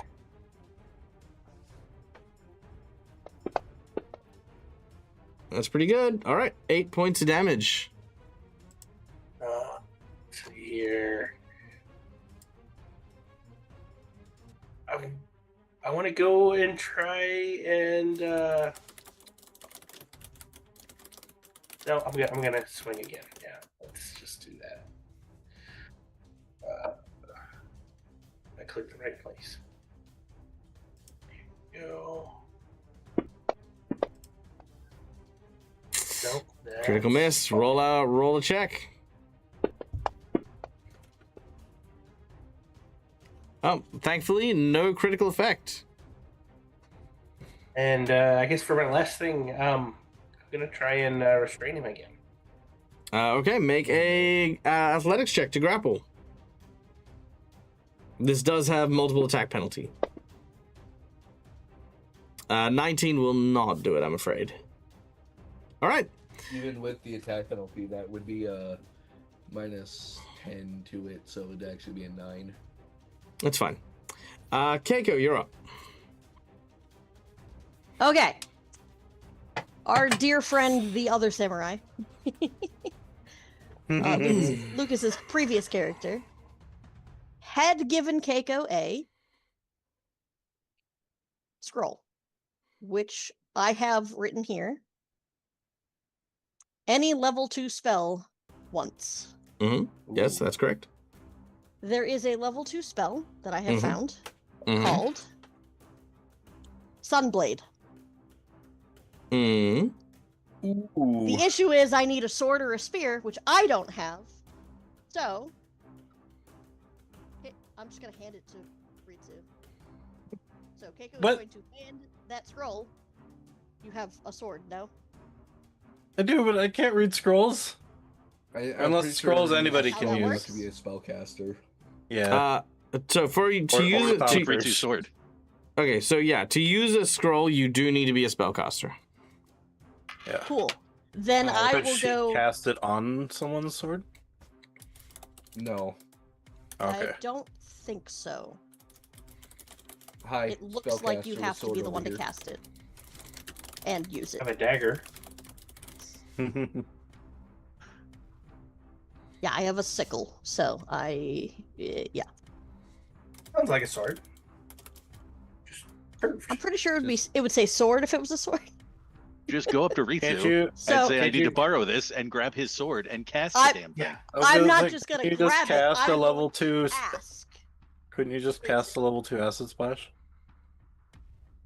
Oh, I can cast a level. I can cast a level 1 as a level 2, and that counts as well. Yeah, you can heighten it. Because I thought it had to specifically be a. Okay. Well, I feel like petrifying it with the sunlight would be better than just damaging it with acid. Well, I don't know what level daylight is. That's what I'm looking at. Or Well, if it's Daylight, level 1, you sunlight? could also make it level 2. Well, acid would dissolve it so it can't regenerate. that's fair. That's funny. Oh. I say all we know is that the only thing that will stop it from regenerating is petrifying in sunlight. We know it's weak to acid, but we don't know that that's going to stop its regeneration. Oh god, guys. I really This just is want great. somebody give me the answer. If you think sunlight her sword. would be a good way to do it, you could if daylight is a level 1 spell. Okay, This is I funny. think the spell is called daylight, right? Not like sunlight. I actually can't find it. Fucking level is that? That's because daylight itself is a first edition spell. Oh god. Oh, is there a cantrip version of it? And it's also a ritual. Oh, dang. Yeah, it's fine. Either way, that's fine. Go with what's your plan? I think I would prefer to go the route of the sunlight, so I would have to ask. I would have to ask the samurai if I can borrow his sword a second. Well, do it. Go on, I'll hand give over her your the- soul. I mean, I have a second sword you can grab. The silver sword that I is. don't, whatever. It just has to be. I'll give her Taro's silver sword. How many actions did that whole thing just take? In fact, I can go to my inventory and hand it to you so you can have it as a weapon. The silver katana. Actually, you know what? I'll drop it in the party chat. I think that'll be easiest for you to grab. Right. The party sheet, I mean. Gotcha. Inventory. And then... There you go. Silver katana. And then after the fight, just give it back, because he did ask me to take care of it. Hey. Okay. Done and done. So you cast the spell upon the sword that you now have. Yes, yes. Fires a ray of burning sunlight. I have to make a spell attack roll. As soon as I figure out how to do that, because I don't normally do that. I know it's up here. If you Thought drop it was up the here. spell into your actions, it should just. Yeah, that's it. I think if you're going to give it back to Ritsu, you should drop the effect onto Ritsu. That would make sense. Oh, A spell attack No, roll like- would just be from your normal yeah. spells. I have to like fire it from the sword. I can't. hand Oh, it so back, you're the one who has to actually use. Okay, yeah. So then you Yes. have to use your spell attack. which is how? How do I do that? Okay, on your Um, character or you sheet, at the very, very top of your spells, there should Yes. be a little cog for the witch that should have your spell Yes. rolls there. Okay, so this here. And I am assuming off guard doesn't apply to me. Hello? How do I, sir? How do I, okay. I can't drag and drop it on him? What am I doing wrong? No, because if you're doing it straight from that, you just have to Yeah. press it Okay. or double click it. Or not. Yeah, it's weird. Okay, I'm just gonna add +9 and do a normal d20 then. Is that okay? Because that's my spell roll. Mm-hmm. Because I can't seem to get this thing to function. Sure. No worry. Yeah. Give it a go. It's not letting me do that. What the fuck? Okay, I'm gonna try and tracker instead. Oh, you won't be able to roll it on him. You have to roll it in the. Yeah. Chat You have to box. roll Yeah. in the chat. Gotcha. Nice. 24. Yeah. That will hit. Okay, so it will. Sorry. 1d4 fire damage.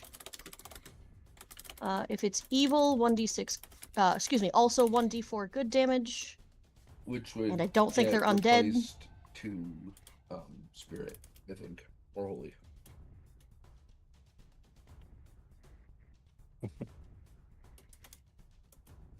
Yeah, so it should just be 1d4 fire. And I don't think they're evil. No. So just that.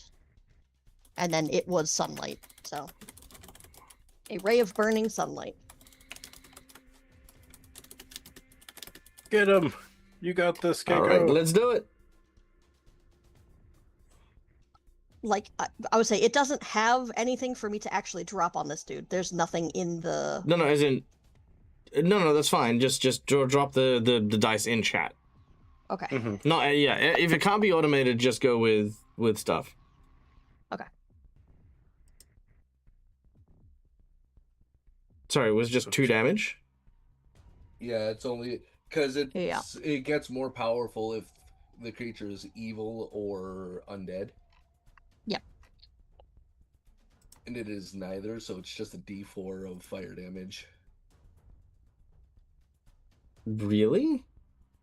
Yeah, because it's a D4 fire damage normal. If the target's evil, they're supposed to take another D4 of good damage, which I think gets replaced with holy. And then if the target is undead, they take a D4 of positive, which gets replaced with vitality. And then if I'm already in sunlight, it increases the damage as well. But obviously I'm not because it's nighttime. Yeah. Right.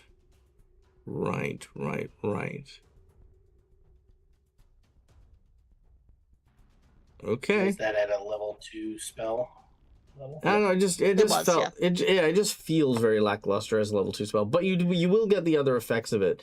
So two damage. The troll does not like being hit by this.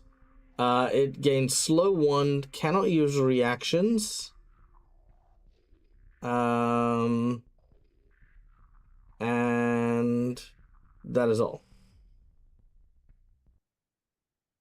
For 1d4 rounds. All right. Slowed 1. Take it down. For 4 rounds. Nice. Dang.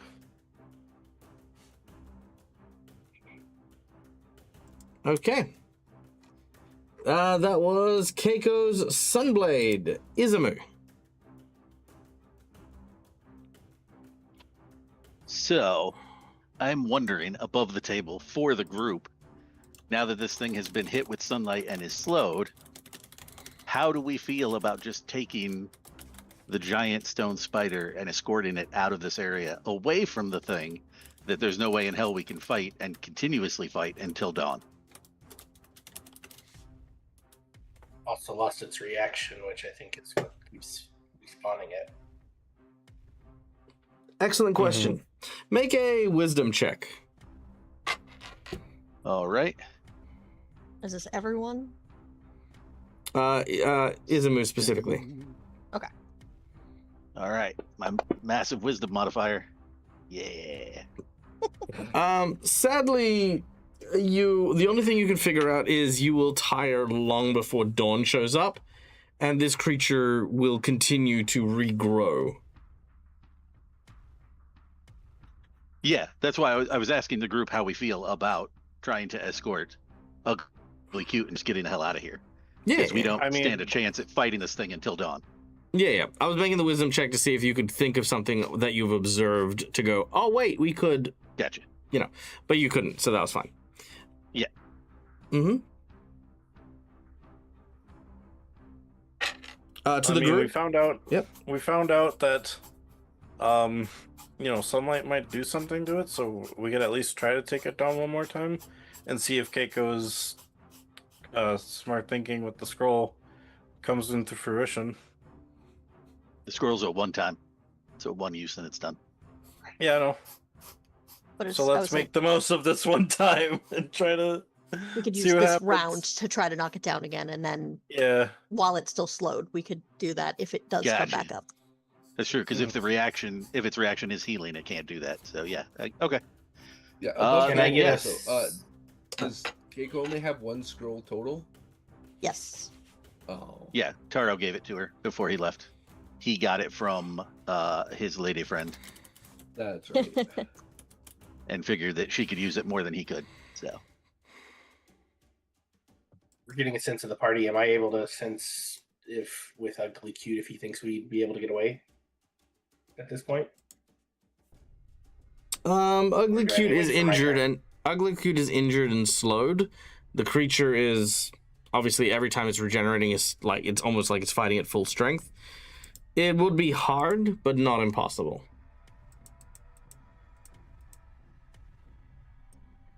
It's gonna be hard for us to get Ugly Cute out.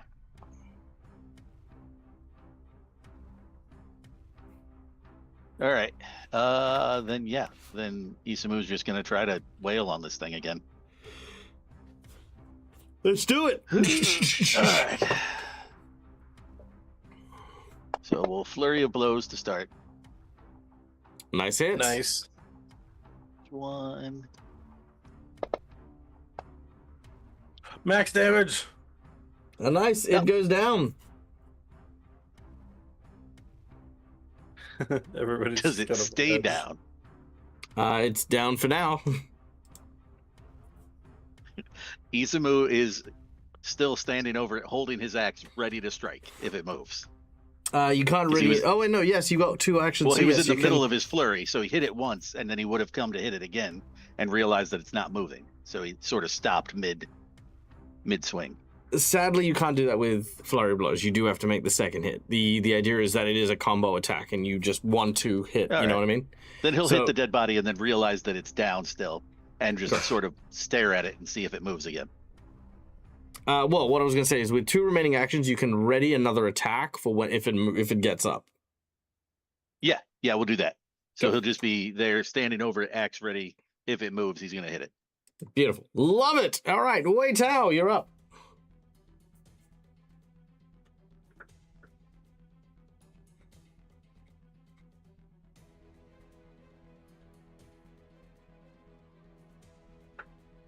Vital?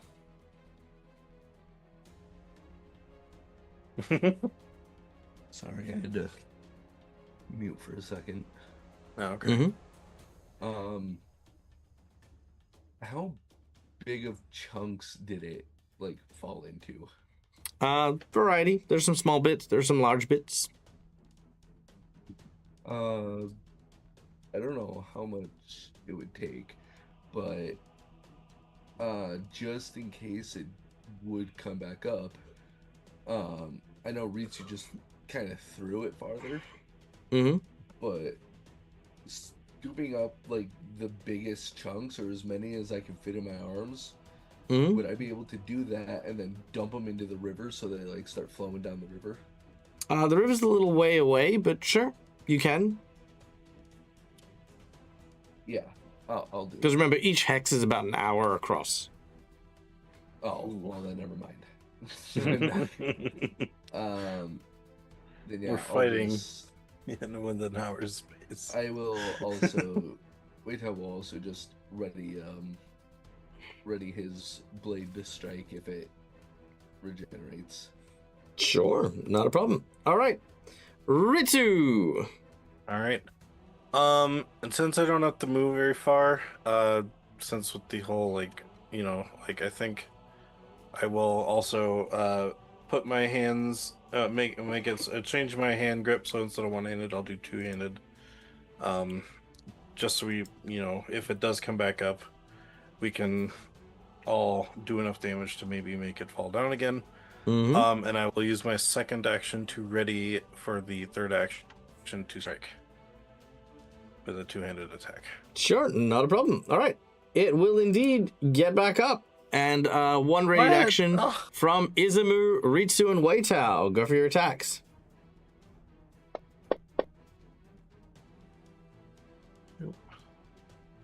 Sorry.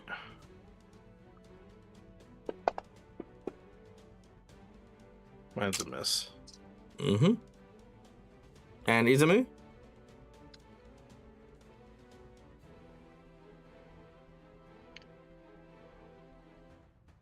He's saying There we go. everything Sorry. froze. He's singing Everything it to froze me, for a second. actually. I'm back. Okay. Yes. Sorry. One normal attack. Mm-hmm. Is Yes, what you need from please. me? All right. That should be. Does my multiple attack penalty from the previous turn carry over? No. No. Okay. Cool.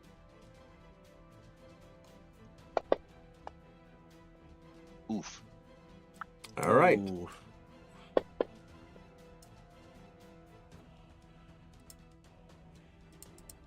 Damn. All right, 5 points of damage. It takes it like a champ. And again, continues on Ritsu. Ah! No. All right. That's hit number 1. And hit number 2. Oh no. Oh, I might actually go down with this.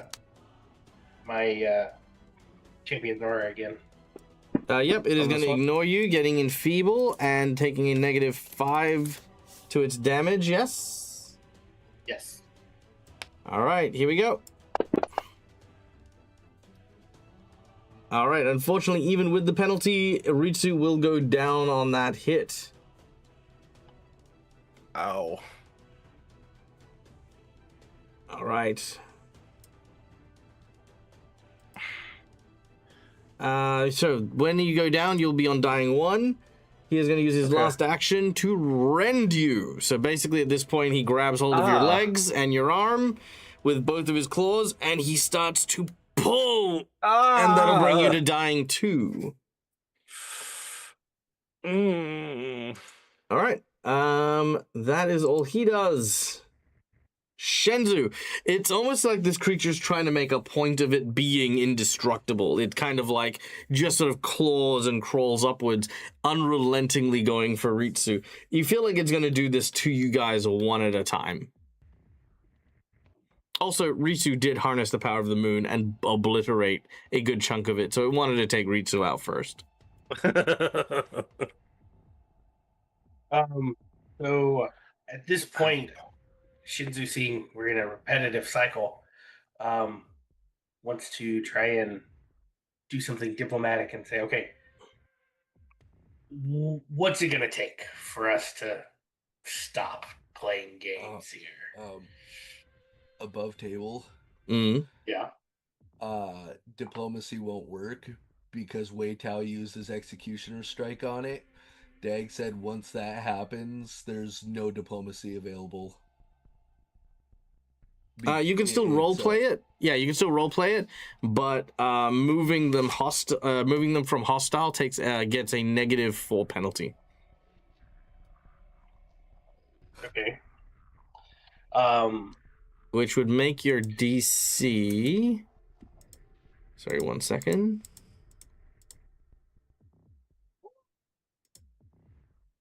Let's see.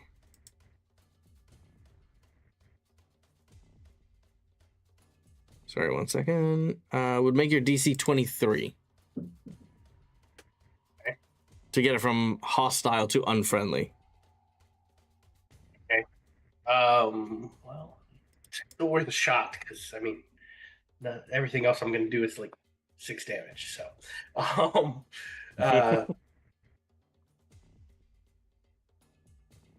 we've come here to help balance this land and to restore order. I understand that you're frustrated with the previous citizens who took from your land.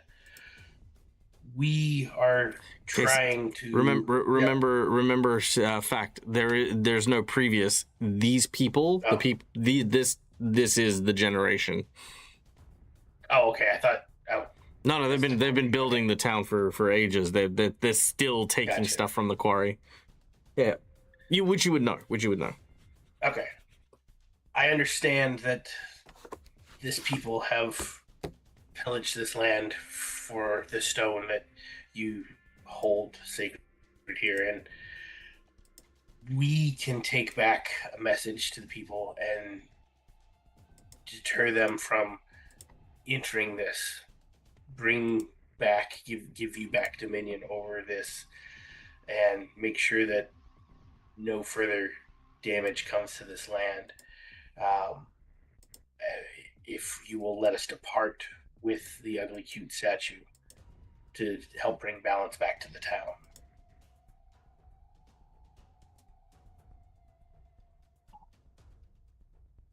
Make a diplomacy check with a -5. -5. Okay, so how do I do the -5 part? Bottom left, where it says modifier, just type -5 in there. Okay.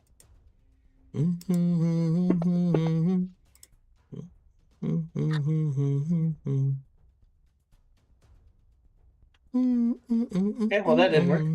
Nope. He thinks you're full of shit. No, you just enraged him more by reminding him even further why he hates your town. Yep. You kind of can see he is going to say, "I look forward to ravaging your bodies the same way your people ravaged my home."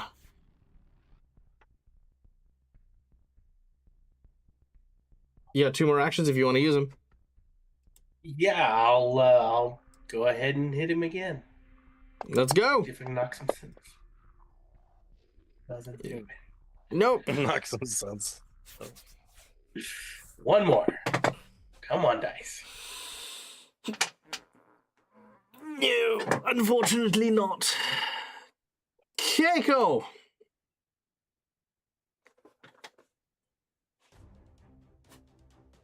Oh, actually, Ritsu, go back to dying 1 because I remembered that he's still slowed, so he doesn't get that rend attack. Okay, awesome. Oh. Keiko, do you not have any way to make acid with the plants you have? I suppose I could find out. So first thing she's going to do is she's going to call Takira to try to help Ritsu back up while she starts digging through her satchel to try to see if there is anything that could do that. So I am going to apply life boost to Ritsu. Very nice. What does that do? All right, Oh, you have fast fast heal. It healing. just Okay. gives you fast heal. Got it. So on my turn, I should gain 4. It's 2 for 4 rounds. Oh, okay. Which is fine. Got it. It'll work on that. Which is fine. All right. Cool. Anything else? Yeah, she's looking through her thing Oh, to see her if thing. there's any. All right. Yeah. Survival check. All right.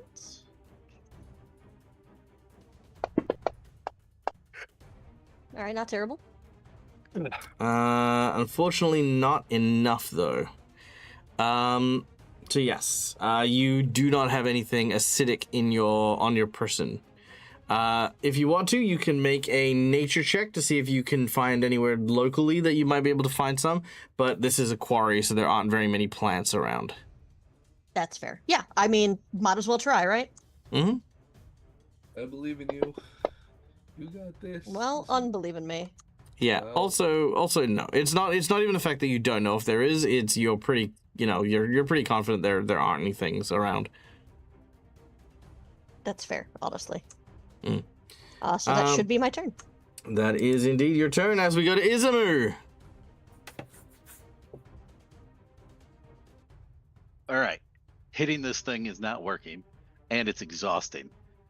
So It is. It is Izumu indeed. is going to try to essentially climb up this dude's back and choke him out using the handle of his axe.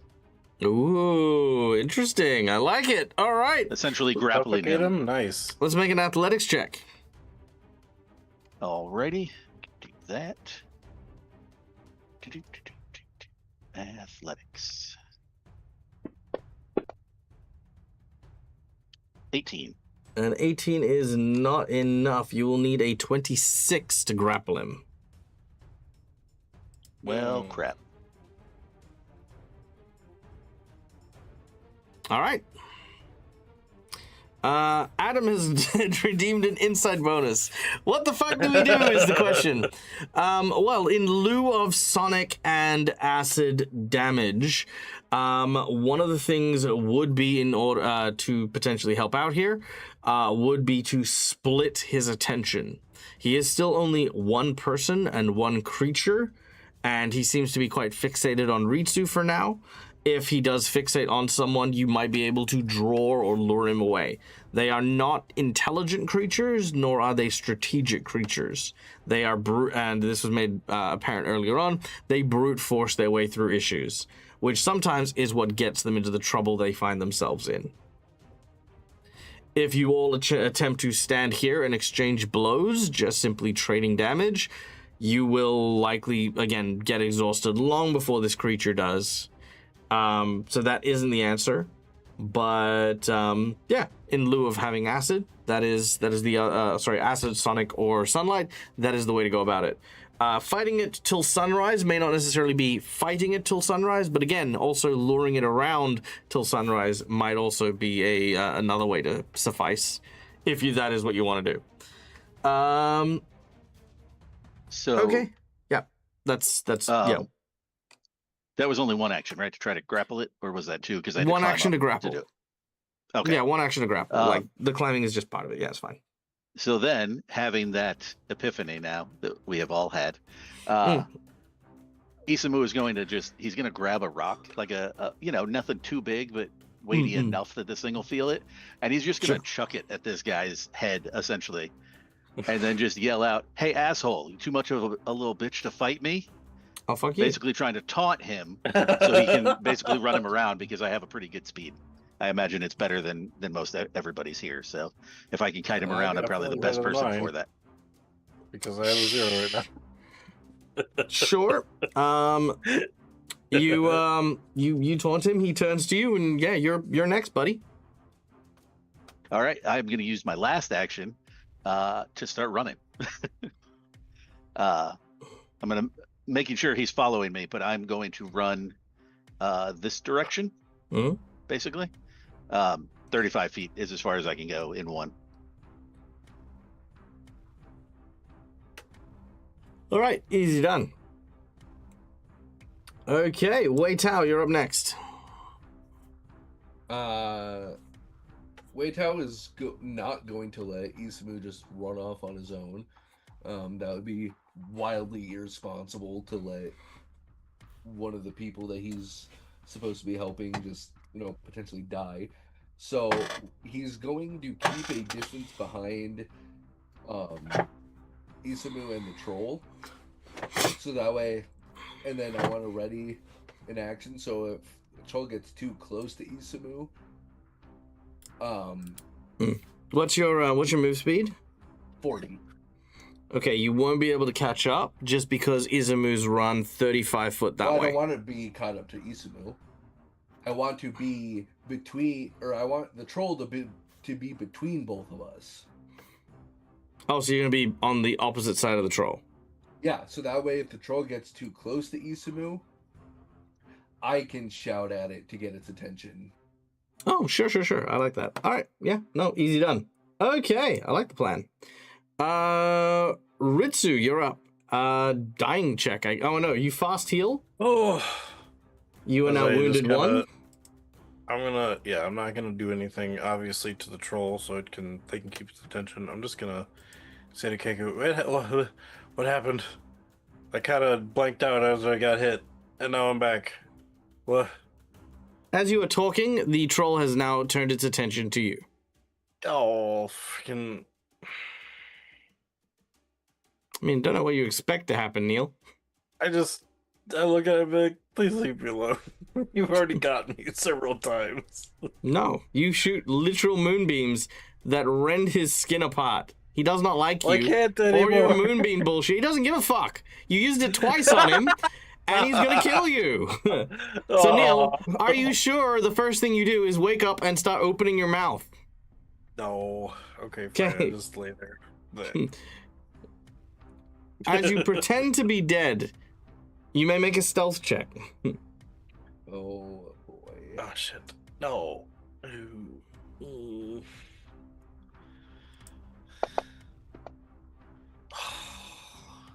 I'll use my nat 20. All right, very well. I was gonna say even if I rolled a natural one, I think I'd still see you. Okay. All right. 22. With your natural 20 on your stealth, he does not notice you as we then go to its turn. It will use one movement, which will only take it a short distance towards Ritsu. Sorry, not Ritsu, Izumu.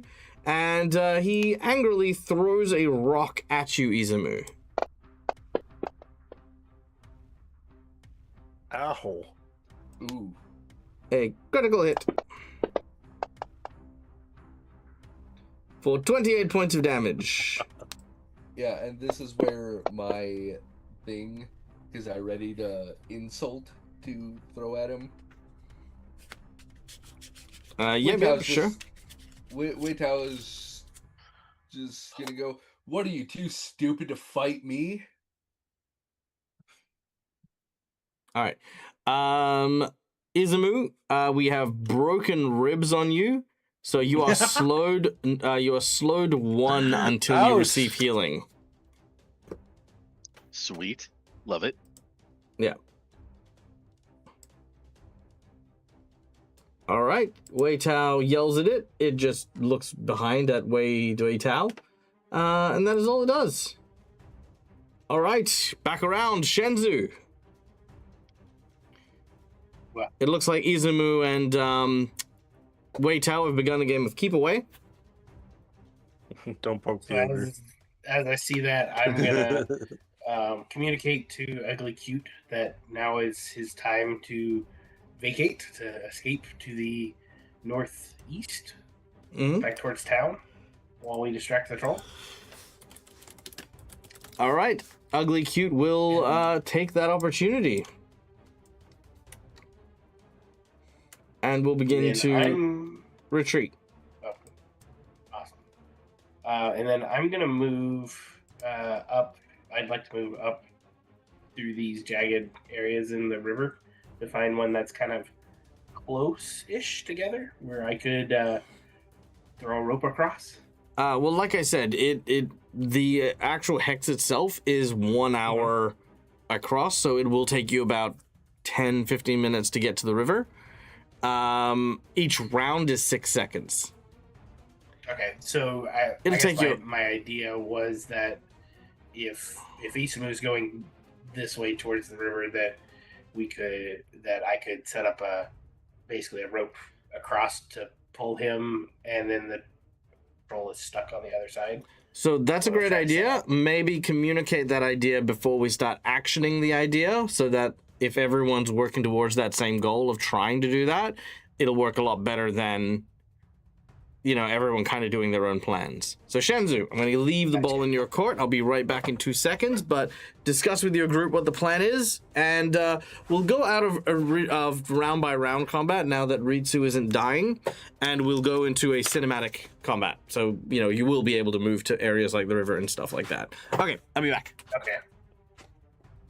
So I'd holler out to Izumu. Izumu, if you can lead him towards an area in the river where you could cross, but he would be stuck, I'll go ahead and prepare a rope so that you can come across, and maybe we can trap him on one side of the river.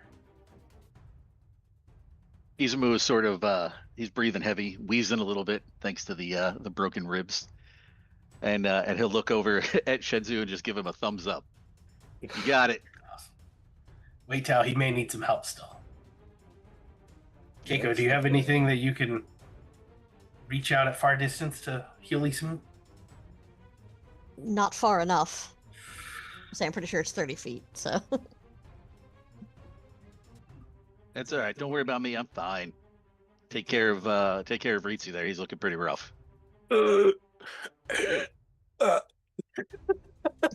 You don't All have we one of hear those is blood potions of gurgling healing, do you? in his throat? Who are you I- asking? Izumu, one of the 8-hour potions, The long rest potion. long rest potion. Yeah, I haven't used any of them, so I should. Yeah, Ritsu should still have Might- one too. might be a good because idea. I still have Mikao one gave left, it to yeah. me. Oh, nice. Mikao okay. never accepted it from Ritsu, so he gave it back. I do have one back, or one still, yeah. So I did see you that because I had 2. And Might be a good idea to fix those ribs. Hope you there it run is. Yeah, I faster. got one left. That's fair. Oh, yeah. Good idea.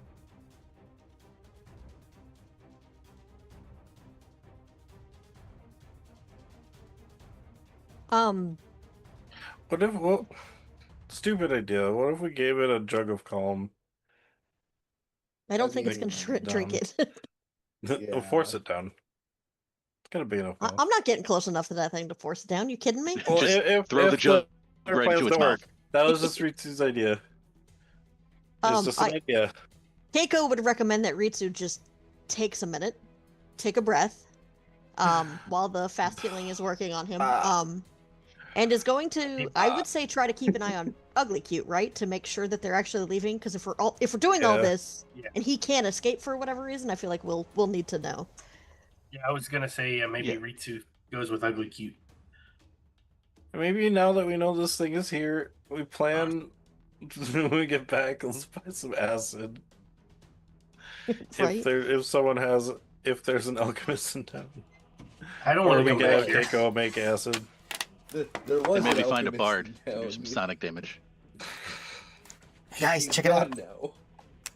Yeah, I got true. I got my very first pair of LED dice. Whoa! Very cool. fancy. Awesome. I haven't properly charged them or anything like that, but I has them now. Now we match. So you mentioned a bard and sonic damage, and in my head I was like, Keiko's a terrible singer. Would that count? Maybe. We can all Okay. just karaoke it to death. Death That'd by be karaoke. fantastic. All right. So tell me the Just things. scream as loud as we can. What We've are communicated. your plans?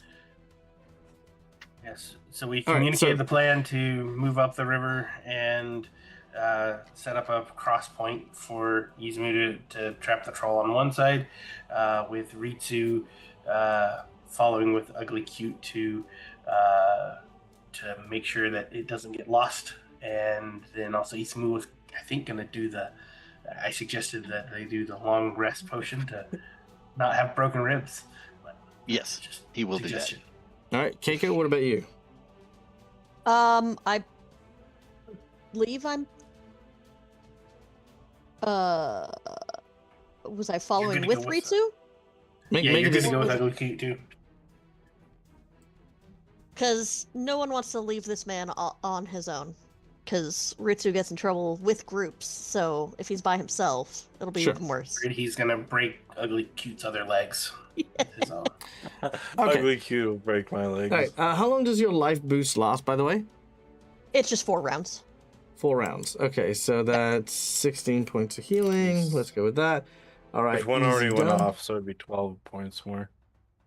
But I guess Yep, 16 that's- in the total ended. Yep, he's got it. Thank you. Yep. I'm glad we got there in the end, Neil. All right. Now, the the back and forth between the tag team for the two. I am going to say that even with the tag team and its ability to rock throw, throughout the course of you guys moving, Wei Tao, you've got a 40-foot move speed. Izamu, you've got a 35.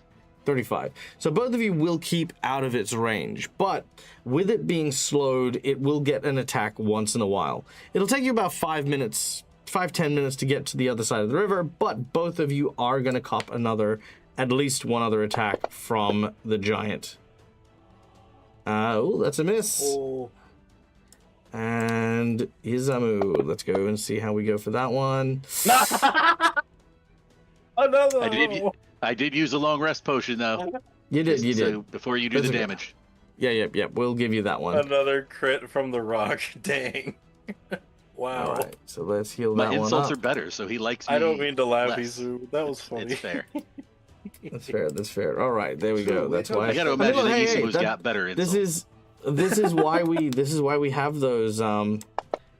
have those rewards, like to keep you guys there. So Yeah. that's 32 points of damage. Ow. That's cool.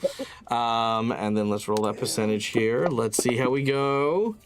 All right, so he is Uh-oh. going to get an effect, which is going to be Does that mean triple max damage. would have killed him? Pardon? Triple damage. I was saying, does that mean max damage would have killed him? Possibly. Yeah. All right, 14. So this is not great. The boulder, this particular boulder he threw was quite large and quite heavy.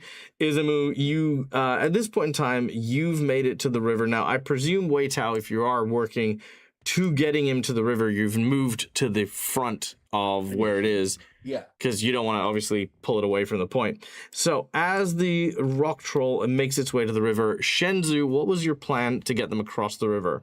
Now, the river is quite large and very much veering. So what's the plan? Yeah, so my idea was to take 2 of these close points. I've got 50 foot of rope and a grappling hook, and grapple to the other side, provide them an escape route to cross over with the rope. And then, Great idea. I will troll point tried out to- that the closer points will also be the shallower points of the river. Okay.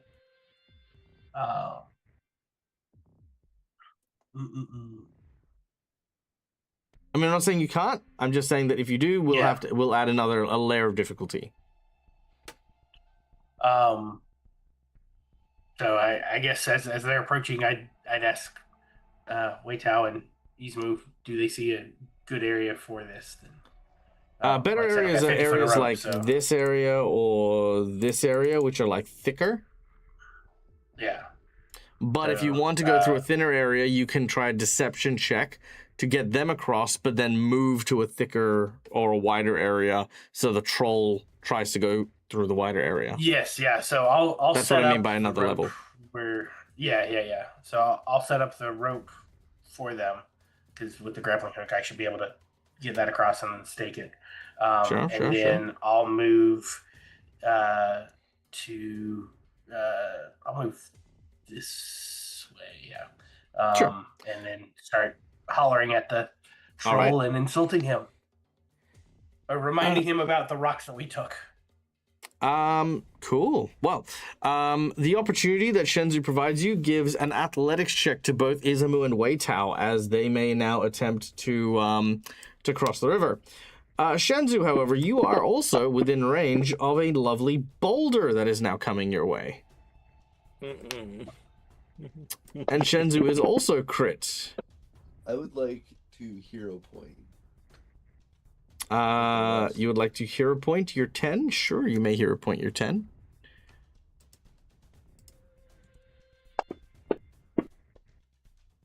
That's far better. Yep, that's fine. With the two of you, you begin to make your way across the river. The troll is distracted and doesn't see you use the rope, nor does he see you use the thinner part of the river. Shenzu, you are bombarded by this giant boulder, and you, oh no, must make a DC 5 flat check, or your face caves in. Oh no! I mean, Roll a DC D20. 5, the odds of failing that are so low. Don't say that. All right. Like I said, Thankfully, the odds of failing it are so low. Thankfully, you are fine. Had the strike hit you, you would have not been able to use your spells. The troll sort of stands there, and once everyone's on the other side, I presume you're going to start running your way to the north. Yeah. Yes. As fast as I can with my broken body. Very well. Shenzu, what's your move speed? 25. Unfortunately, you will not be able to get far enough away from the troll, who will hurl one final boulder at you before entering the water. Ow. Shenzu is winged and goes down. Do one of you stop to pick him up? Wait, how will? Yes. Izumu, are you sure you would like to? He will definitely start to. That is the thing that he would do, is start to reach for him to grab him. Yeah, the moment Isamu goes to stop, Wei Tao will go, just keep running, I got him. And Isamu will do so. And as he's running away, he's going to sort of smirk to himself, not about this situation, but he's thinking about his grandpa, and he's just gonna say out loud, whether or not anybody can hear him or not. He'd be like, "Well, Gramps, I guess you were right. I am kind of an idiot after all." And then he'll just take off running. That's true. One of the lessons your grandpa probably told you is there's a reason why we're lumberjacks and not people who work on the quarry. Anyone who goes to that quarry is destined to bump into the giant and get ripped apart, and they're an absolute idiot for doing so. So yeah. Wait out. It's not only that; it's that he's also been sacrificing himself for these other people. Also true. Some of whom are, in the town. Ritsu, I imagine, has had to escort him home after a drunken brawl. Keiko has seen to his wounds after a drunken brawl. People who don't necessarily care too much for him because of things he's done in the past. And here he is, not only working with them, but, sacrificing himself in certain ways for them. And now Absolutely. he has a convicted murderer semi-sacrificing himself to stop him from dying. He's got someone on his back now. All right. That's going to take a minute for him to process. Yeah. So, as you are making your way northwards, the troll tries to cross the river. As it does so, it begins to sink into the deeper parts of the water, not realizing why it's sinking or anything like that. As the muddy bank slowly begins to consume its incredibly heavy body, it tries to flail but flounders and will indeed start to sink and eventually disappear beneath the waves. Possibly to never be heard from again, but maybe he will. Who knows? Instead of the Terminator thumbs up, it's just a big middle finger towards us. And that is where we will get out of initiative as our heroes continue their way to Willowshore in victory. Ugly Cute is grateful for the assistance. Still battered and injured, it would eventually like to be repaired and have some of the rocks and stones used to kind of mend it, but that's something that can happen in time. After thanking my you, teeth I can have. after thanking you profusely, it tells you a few things. That the mists surrounding Willowshore are the beginning of the town's doom, a curse brought upon the region by an unknown force, and Ugly Cute can sense its ties to the faceless creatures you've encountered. It believes that the person who has abducted some of the townsfolk and the like have claimed the old lumber camp to the west as a potential base of operations. He senses a strong and powerful ritual coming from the area. But without being able to go there himself, he can only provide you with this small gleaming glint of information. If you want more information, you might want to try to speak with the old willow north of the town. It is said that those who can commune with nature are more able to reach out and absorb the will of the plants and the creatures and the trees, and they will be able to communicate with the old willow. In the meantime, he shall use his powers to continue his guardianship over Willow Shore. Also, specifically, thanks to the peach tree wood that is now being used, his effects are now stronger than ever. Ooh. Lastly, he bestows upon you a gift.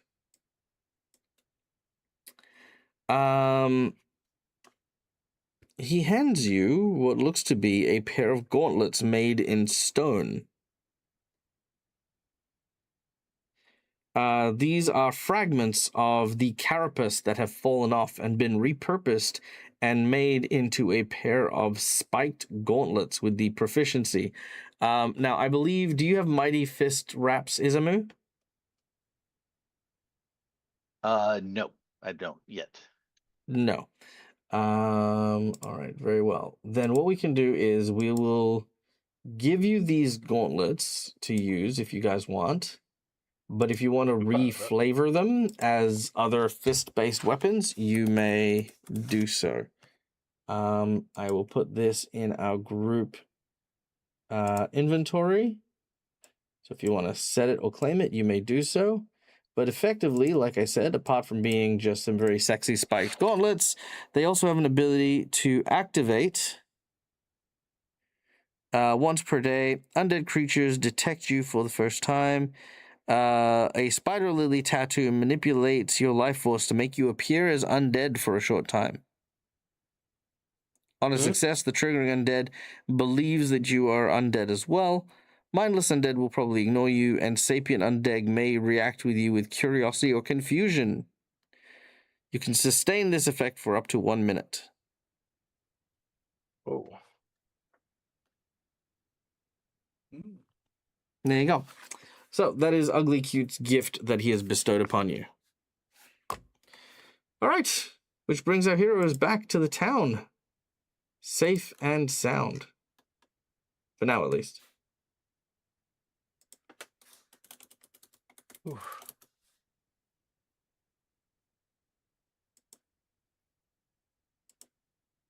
We need Keiko to bring Shenzu back to life here. Oh, that's true. Yes. Yeah. Not even gonna waste the battle medicine. Just gonna straight up cast heal on this. Well, before man. we get to that point, Ritsu, I need you to make me a will save. Yeah. Uh-oh.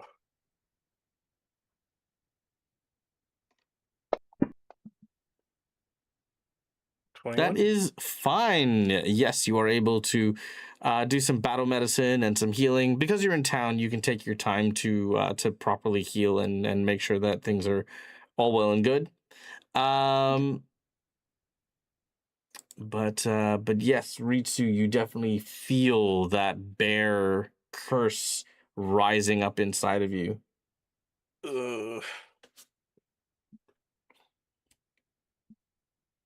Okay. I think this is going to take all my energy just to focus on that right now. All right. Until next time. Cool. Back in town. What's the game plan here? You've restored Ugly Cute. Ugly Cute has told you about the old willow.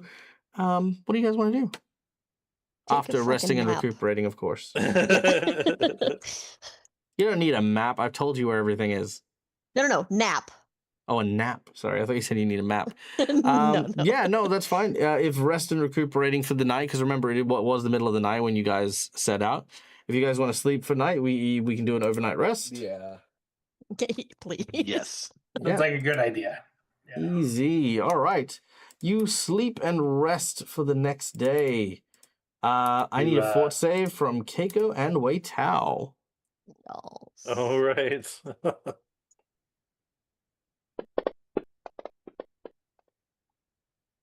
Oh, you're both fine. Okay. You will both take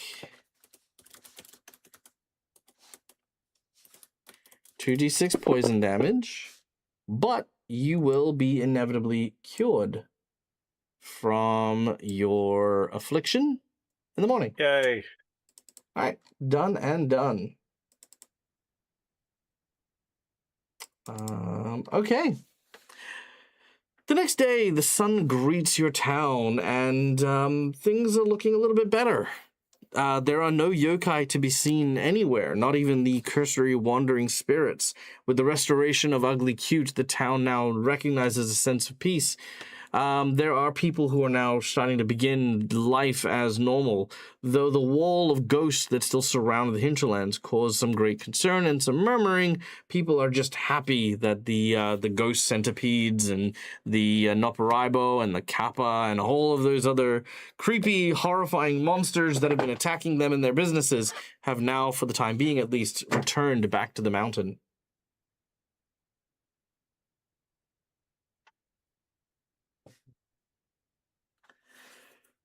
I think I will go find Keiko.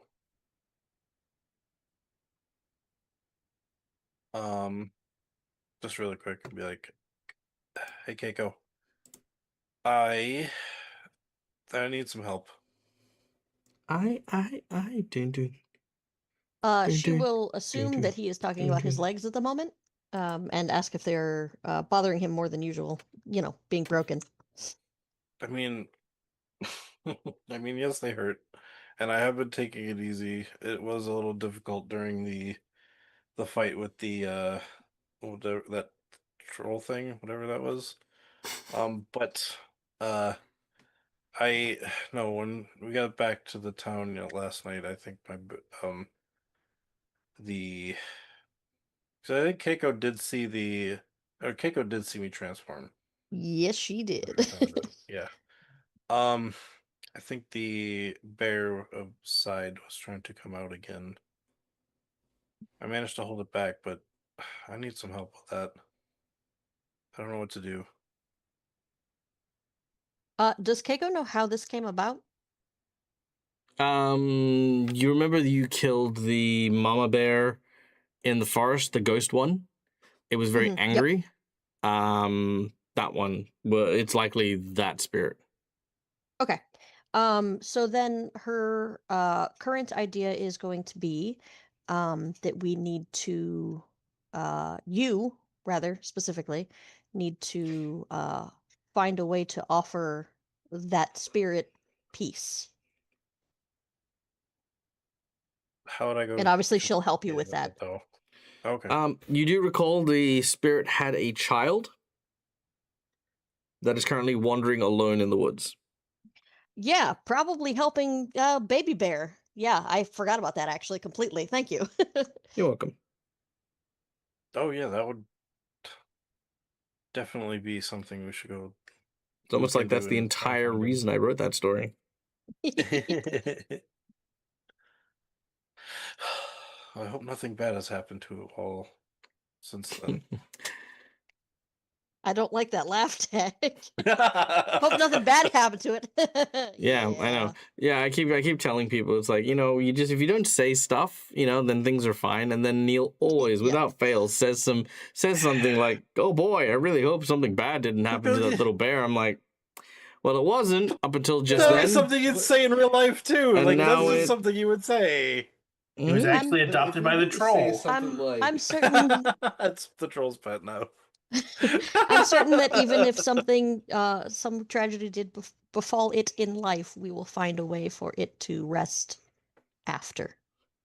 Good call. All right. Okay.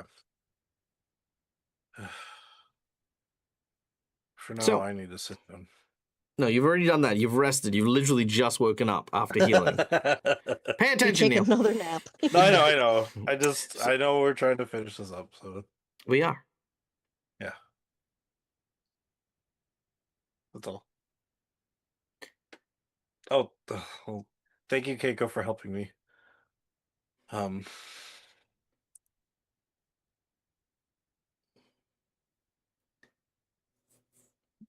Let's go find it. I say he said Find so I what? didn't want to interrupt. The baby bear? Very well. You and Keiko then proceed to head into the forest by yourselves as you go in search of a baby bear. I give you the opportunity, Neil. I give you all the space and all of the chance in the world. There is a blank canvas for you here. I honestly didn't want to have this conversation now, but I didn't know what else to You have it. started the conversation. Because I thought we were going to finish it so I could do it next week. It's fine. I don't know. I know. The Ritsu walking off into the distance and say, "Where the heck are you going?" we should most certainly discuss this with everyone else. Yeah. I don't know how best to help you maintain that control that you found. I can only ask that you continue to seek it out yourself. Dag, it was where near where Elizabeth was, yes? Is where Correct. the No. battle happened? It was near the Silver Mist Lodge, the Okay. where the hunters were. Yeah. Okay, so she will suggest that they get the group and head over there to try to find a trail of some sort. I feel like I'll have to mention this predicament with a few of them as well. Since a couple of them haven't seen the transformation happen. Well, Isamu's still here, and you, I'm pretty sure, tried to eat him, so Wait, what? perhaps it won't go as... Oh, you don't retain knowledge I don't remember. when you become the... Yes, you got rather angry and immediately attacked Isamu. He was not very pleased with you at the moment, if I recall correctly. Oh, shit. Yeah, I'm definitely going to have a chat with him. Who catches up to let's- Ritsu, Yeah, let's go find them all. Miko. Hmm? I'm just saying, I catch up to Ritsu and Keiko as I saw them Oh. wandering. Oh, I've heard No, of yeah, a we were coming wandering to look for samurai, you. but not one with 2 broken legs. Oh We yeah, need to and tie I'm you gonna down, give him his put a sword leash on back ya? as well. just drag me around. We don't have wheelchairs here. What's a wheelchair? Nuts. Yeah. Can I tie you to a rock? What? You seem to be off on a journey. We will be, going to yes. find you? Yeah. With you, of course. Um, We're not intending to do it ourselves. We need to find everyone else. Okay. I'm gonna And so gonna hand lend in you, hand, we I'm go find gonna, everyone. I'm gonna lend you guys some assistance here, okay? Now, you know the drill, and I say this every time. There is no right and wrong way to role play. There is not. Storytelling is a huge, very, very personal, very, very artistic thing to do.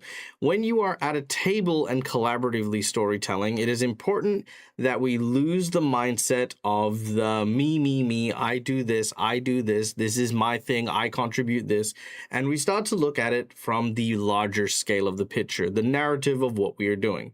If you want to do something, it is important to do that thing, not to say you're thinking about doing that thing, not to talk about people about the thought that you might think that things might be thought about to be done for thinking, right? It is about taking those actions and actioning them, making them a tangible part of it. Now, Ritsu, if you are concerned about your curse, Ritsu will go and talk to Keiko about the curse. Fantastic. Hey, you seem to be an expert on this. I don't know why you wouldn't talk to Shenzu, being Shenzu is an exorcist who specializes in dealing with curses and spooks and specters and stuff like that. But Keiko is a trusted individual, so speaking to her first makes perfect sense. Once you've come up with the quest being, of course, try to put to rest the angry spirit by potentially finding the little thing.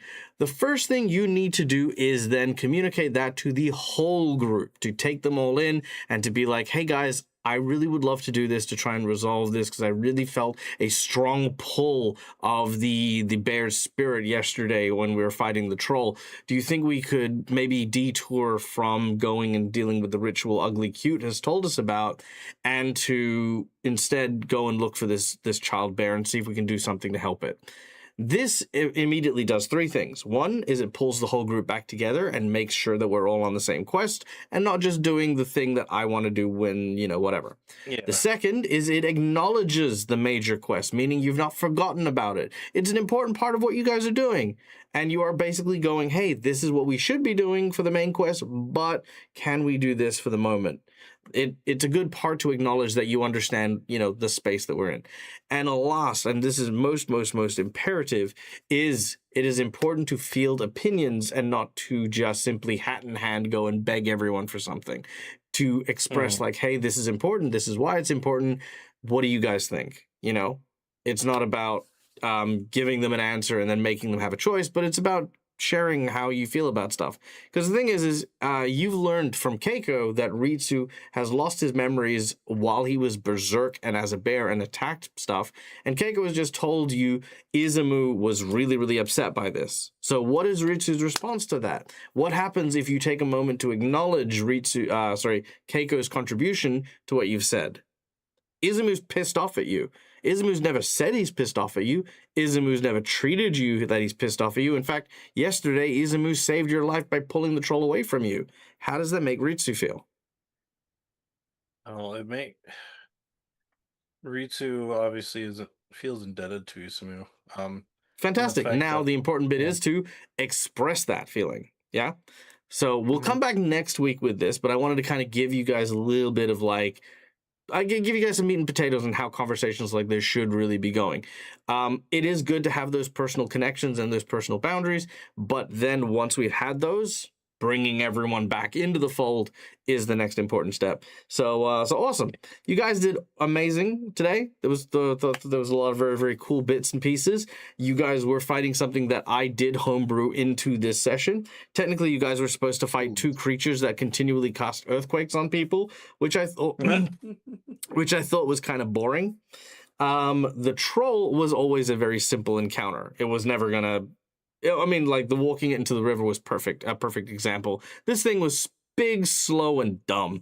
Unfortunately, you guys tried to brute force your way through it for a good chunk of the game today, which is fine, because that's how you kind of figure out stuff. You figured out that, hey, this thing's regenerating. You figured out, hey, this thing's doesn't like the sun. Oh, okay, we need a little bit more sunlight than this little, kind of one-off spray, but we got an advantage from it. Oh, hey, we got some sonic and we need some acid damage and stuff.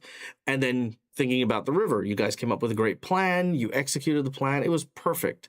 Not all struggle buses need to just come down to hit or give up. You know what I mean? And I love the fact that you guys came together and solved that problem in a very creative way. It was absolutely amazing. So well done, everyone.